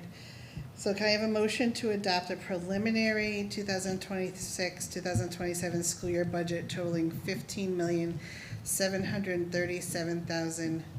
$15,737,976 as discussed, and move further to request the town fund an additional school resource officer through the municipal budget so that each school has a dedicated school resource officer? So moved. Okay. Second, One of them. you can have it. All right, who has it? I'll take it. Okay, Sarah. Seconds. Any further discussion? So because it's the board budget, we'll do a roll call. So Alicia Lemay. Alicia Lemay, aye. Kim Hills, aye. Sarah Coppolino, aye. Heather Bennett, aye. So motion passes unanimously. So usually just do a budget, like, thank you. Letter, kind of like a summary, kind of like at the beginning. Transfer it to the town manager, copy the board, Board of Finance chair, or Board of Finance. So we'll make sure to do that before the 15th, or by the 15th. Thank you.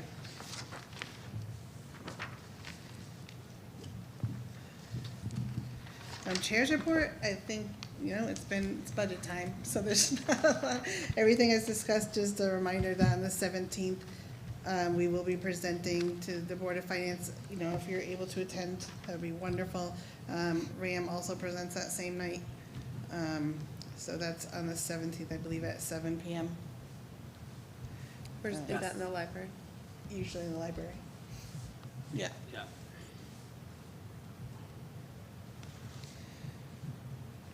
And I think, I don't think I have anything else at this time. This has been budget.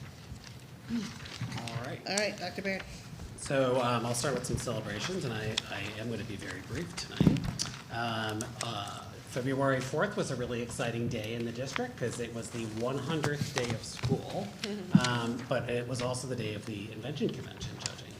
There were I think there was 40 students this year, which it seems like a record. I think I've judged for 15 years now, so it was it's the best day of the year as far as I'm concerned, to see all the inventions and talk to the kids through them. Zoe talked about it already, but this will be the first year RAM is going to host a regional competition, so that way we could send more students forward to at that level before we have to decide like who's going to go to state. So it's going to be Andover, Marlboro, and our students together at RAM. There's going to be RAM students involved, so really exciting to see that collaboration.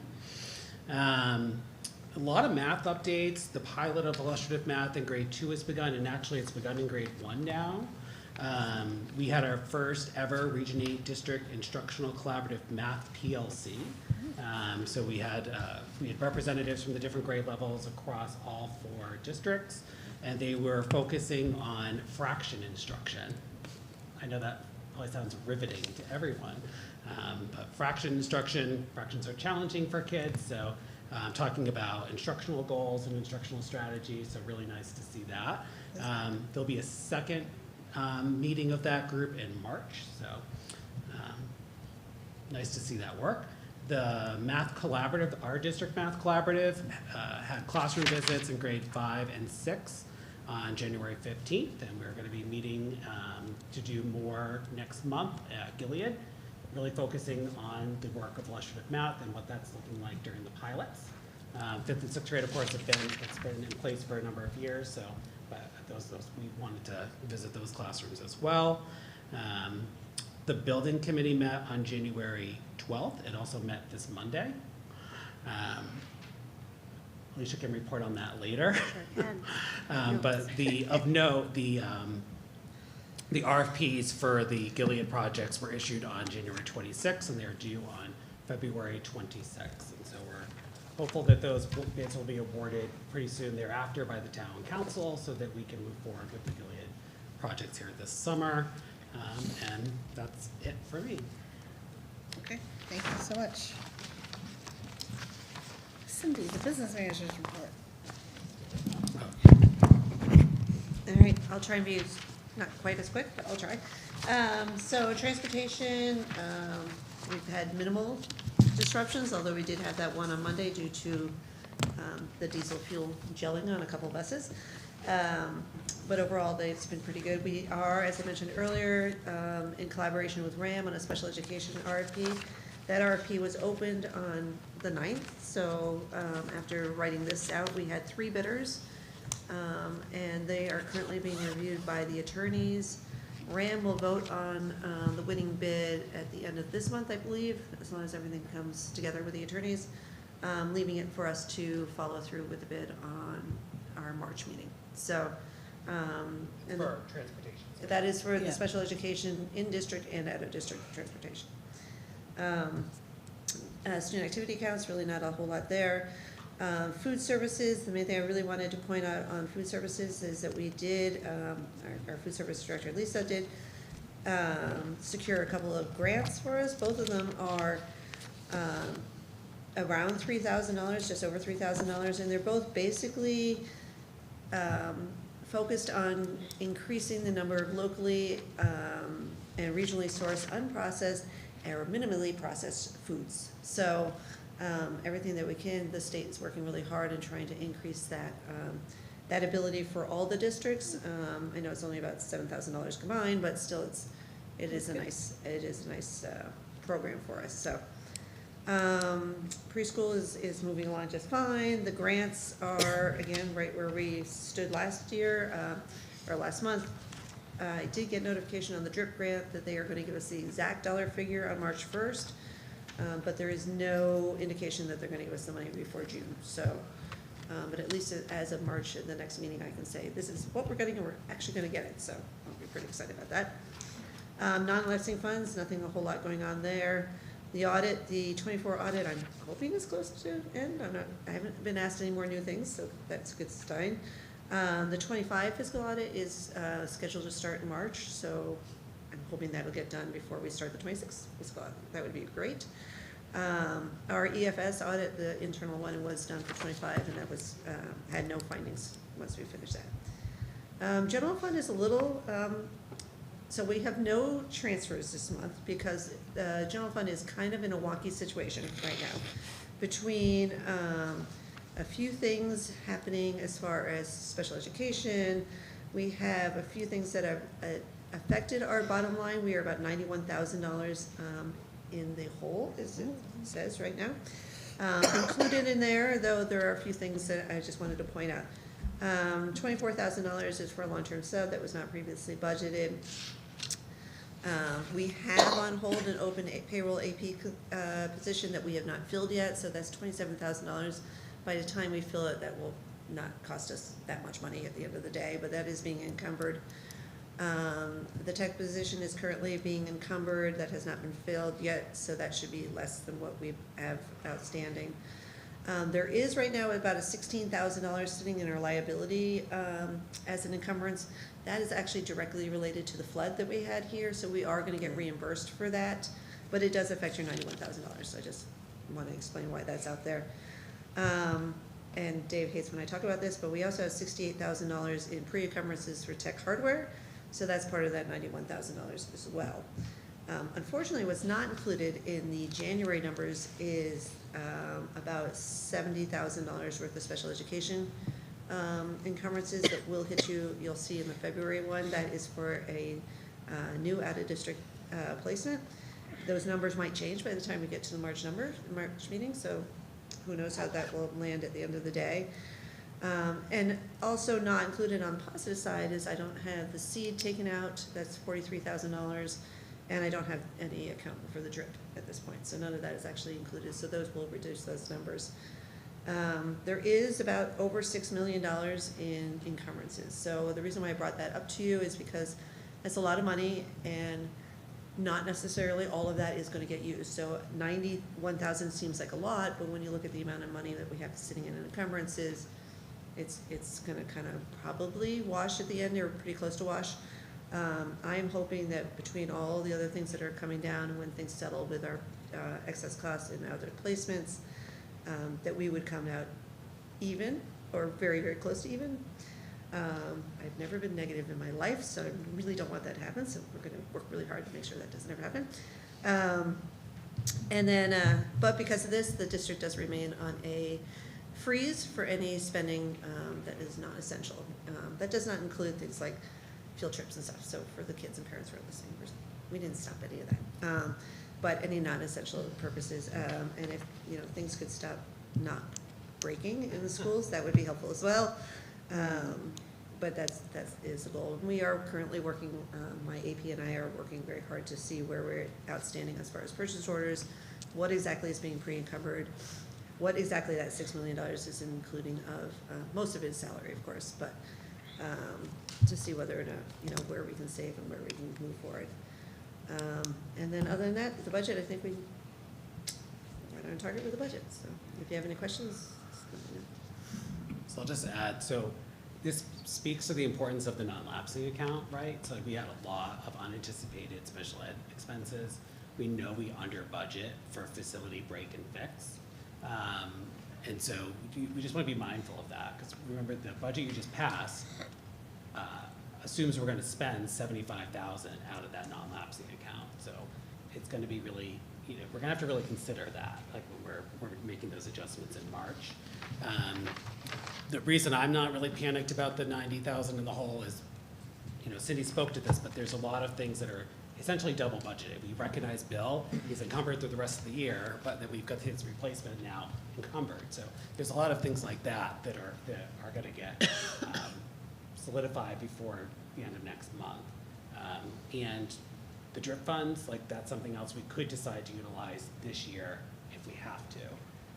We can go back and use those for things that were break and fix this year. I'd like to leave that money for next year if we can. So that's why we're not feeling like it's a crisis. I'm breathing a little hard, but besides that, Okay. Tom's making me feel better, but I'll be looking forward to next month. maybe, how about we look forward to March's? That is March. It will be February, March is still. All right, thank you. Yeah, So, we'll likely Tom, have transfers next month. Oh, yes, and that's why there's no transfer this month, because it's The- kind of a big Sorry. moving target, so. The, you spoke about a new outplacement in our budget discussion, so that's happening now. Yes. That's happening now, but then we don't need a. Those numbers aren't in this, the 91,000 that I talked about, but that has already started, but I don't have the final figures. I just know where we're encumbering, and so Mhm. we'll have a better overview of that next month. Which you thought it was almost cost neutral because of a. So we're budgeting for the additional outplacement, but we're budgeting for one less para. Oh, for next year. We're I'm also so sorry. assuming a higher excess cost reimbursement Oh. now. So all that essentially is budget neutral. Okay, thank you.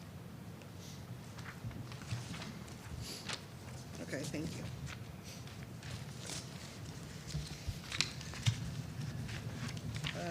All right, next is committee updates. The policy committee, we haven't met since we've done those last policies.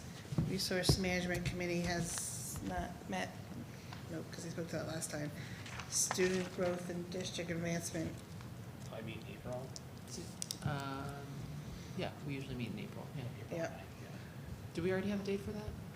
yeah. No, we usually No. do it before the. Just before the meeting. BOE, okay. And we may need to move the April board meeting, so oh yeah, that's, bring your calendars next month. yes, sorry, yes. I think RAM has an event for our April meeting, so I don't know if we could change it to a different day that week. So next month, if you could bring We'll your just- Is calendar that for the April. coffee house? Yes. Didn't we already talk about that? Yeah, we did talk about it. We talked I about it said and I was said gonna we be a thought terrible- that we could do both, right? I said Oh, I do would it skip early? it. Did you? I'm okay skipping the coffee house. Am I allowed to say that on the record? I mean, you don't have to. That was discussed at the last meeting. Is it the middle school? It's the middle school. I think so. So you're the only one I You think talking I'm- about it? that it impacts, right? Does Will We do might have. music? No, It might be Joe too. no, that's not his thing. But he's So in do you fun. want to talk about moving April now or We can not? still bring our We're calendars. missing Tony and Jeff. What time is, do you remember what time it was at? The All right, coffee- we'll wait, talk I've about it in got it. March, and, you know. if- Coffee house at 6. Board of Ed meeting at 6. Oh, okay, thank you. Coffee house. I thought we had discussed moving that meeting to 7 so That's that what I we thought. could. Cindy's saying she remembers that. Moving our meeting later, I thought I remembered that. because I know we can't move it earlier because of Tony. So I know for sure if we talked about, I'm sorry, I don't remember. Okay. It would have to be later because she couldn't come earlier. For 7 PM start. So potential same day, 7 PM. Potential. Is coffee house an hour? I skipped it last year. Okay, so look at your calendars. Potentially Okay. we'll move maybe the meeting till later Okay, April 9th. or another day. All right, communications and community engagement committee. We went. We met tonight and decided we would hold off on putting together the budget flyer until we have a number. Right, a more firm. Yeah. Negotiations committee, we haven't met, but that'll be upcoming for teacher negotiations. Building committee. Building committee. All right, so, the insulation over at HES appears to be very well done, which is good to know. There have been no additional leaks after the, leak that I think happened in Thanksgiving-ish time period, yep. As Dr. Baird mentioned, the bids for GHS are due February 27th. Happening next Monday and Tuesday, while there are no kids in the building, will be all of the people who might be submitting bids walking through to get a sense of what the project would entail. This is my favorite part because I really like this term, that we discussed it last month, but they are still, I think we voted on it again, they are going to hire a clerk of the works. Oh. It's a good, For, clerk of the works is gonna oversee all the projects for GHS, which sounds delightful. And Dr. Baird mentioned that there is some additional, potentially some additional bonus incentive for new builds, especially new builds that would include a pre-K, and sort of noted that there was some urgency to that because, as we know, sometimes the money is there and then it's not there anymore. That's all I got. Thank you, that was very good. Thank you for going as well. We had a clerk of the works for the pipe project at AGS, and with how complex the projects are here, yes, we should have a clerk of the works that's like our, as Richard calls it, like traffic control, right? And making sure everything's working well together. Okay. PTA liaison, Tom's not here tonight. I'm sorry, Dr. Brier, local governance partnership liaison. I can give an update. I was not at the meetings. I was Oh. coaching my son's basketball, but Me Sarah, neither, I'm I sorry. think is here, gave me the update as she facilitates for us. So I have the update Oh, for the okay. board. Thank you. Yep, the LGP met this past month, and they discussed the upcoming community needs assessment that they'll be conducting. That's going to be due by the end of June, and the group is still waiting for the Office of Early Childhood to provide more guidance on the specific details of what that will look like. The idea is, after completed, it will help inform a community plan across the communities partnering on this LGP committee. So more to come on that.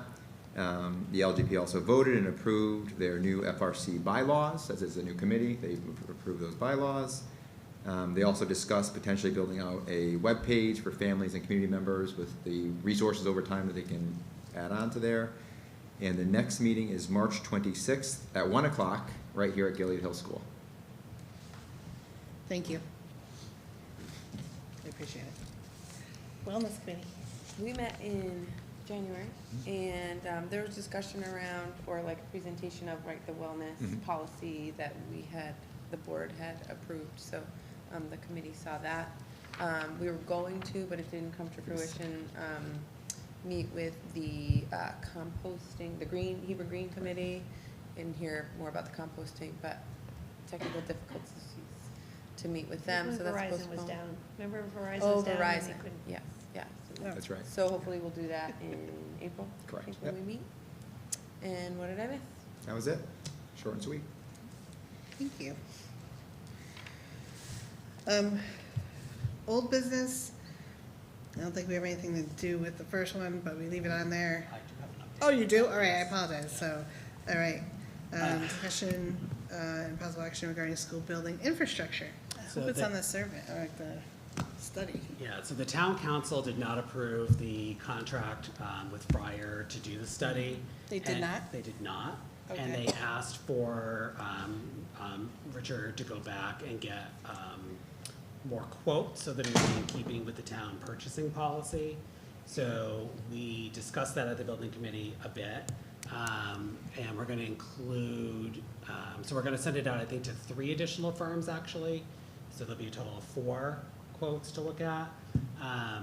It's lower than the threshold for an RFP, so it's not quite an RFP, but Richard's sort of presenting it as such, so that people have a lot of information to use when they're quoting it.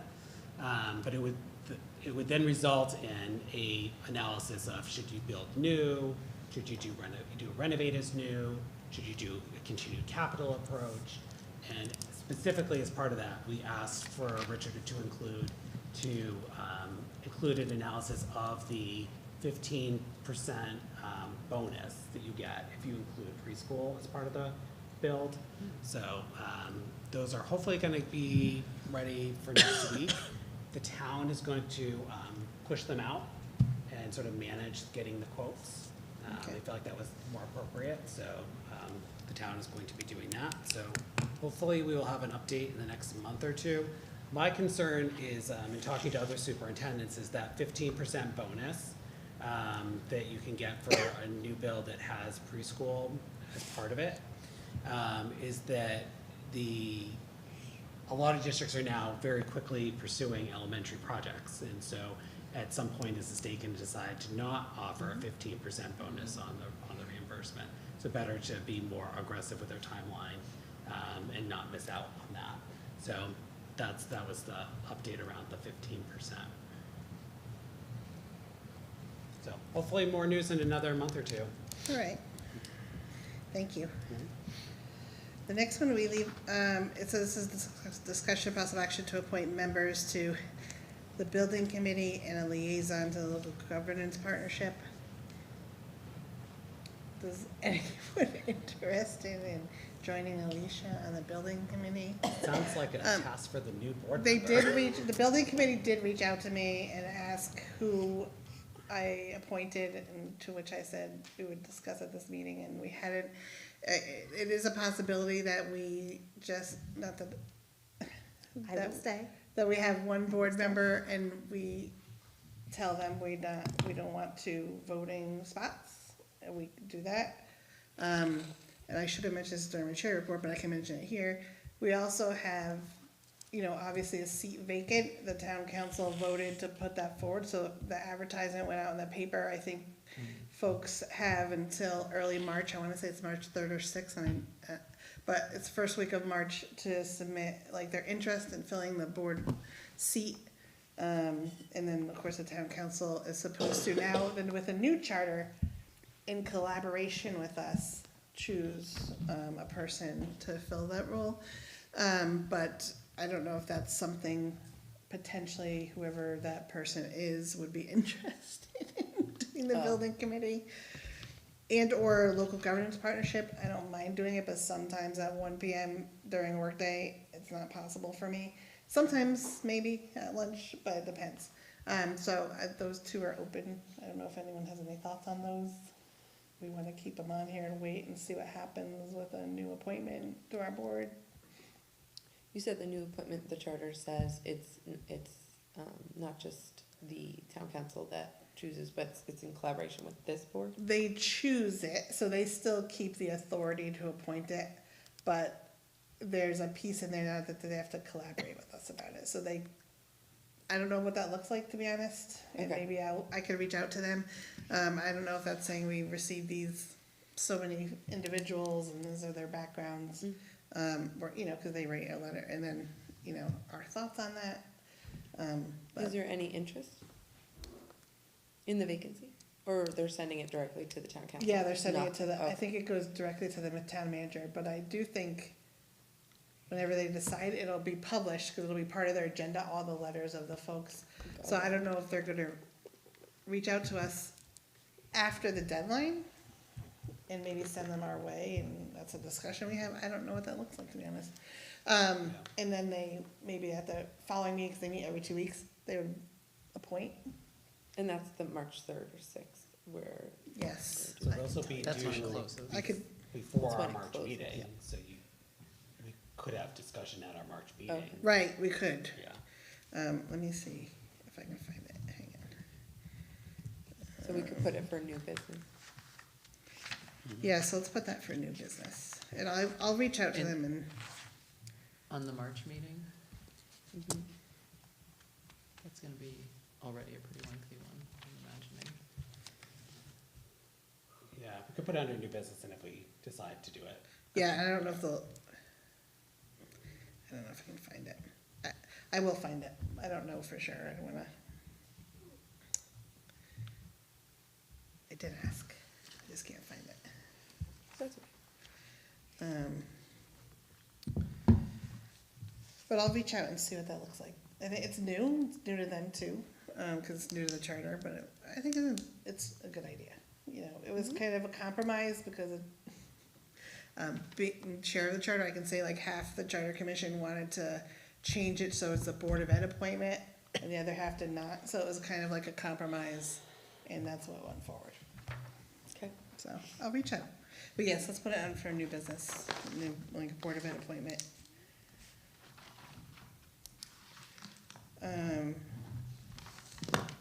So do we want to keep those 2 positions, the building committee and the local governance partnership open until we have that individual in case they're interested? I think Okay. that makes sense. Yeah. Okay. All right, is there any other new business besides the appointment? No? Not for me. All right. Board member comments. All right, so seeing none, can I have a motion to adjourn at 8:07 PM? So moved. That was me. I'll second. Well, I called the motion. I'll second. Sarah will second. All right, all in favor? Aye. Aye. Aye. Opposed, abstentions? Okay, we are adjourned. Thank you so much.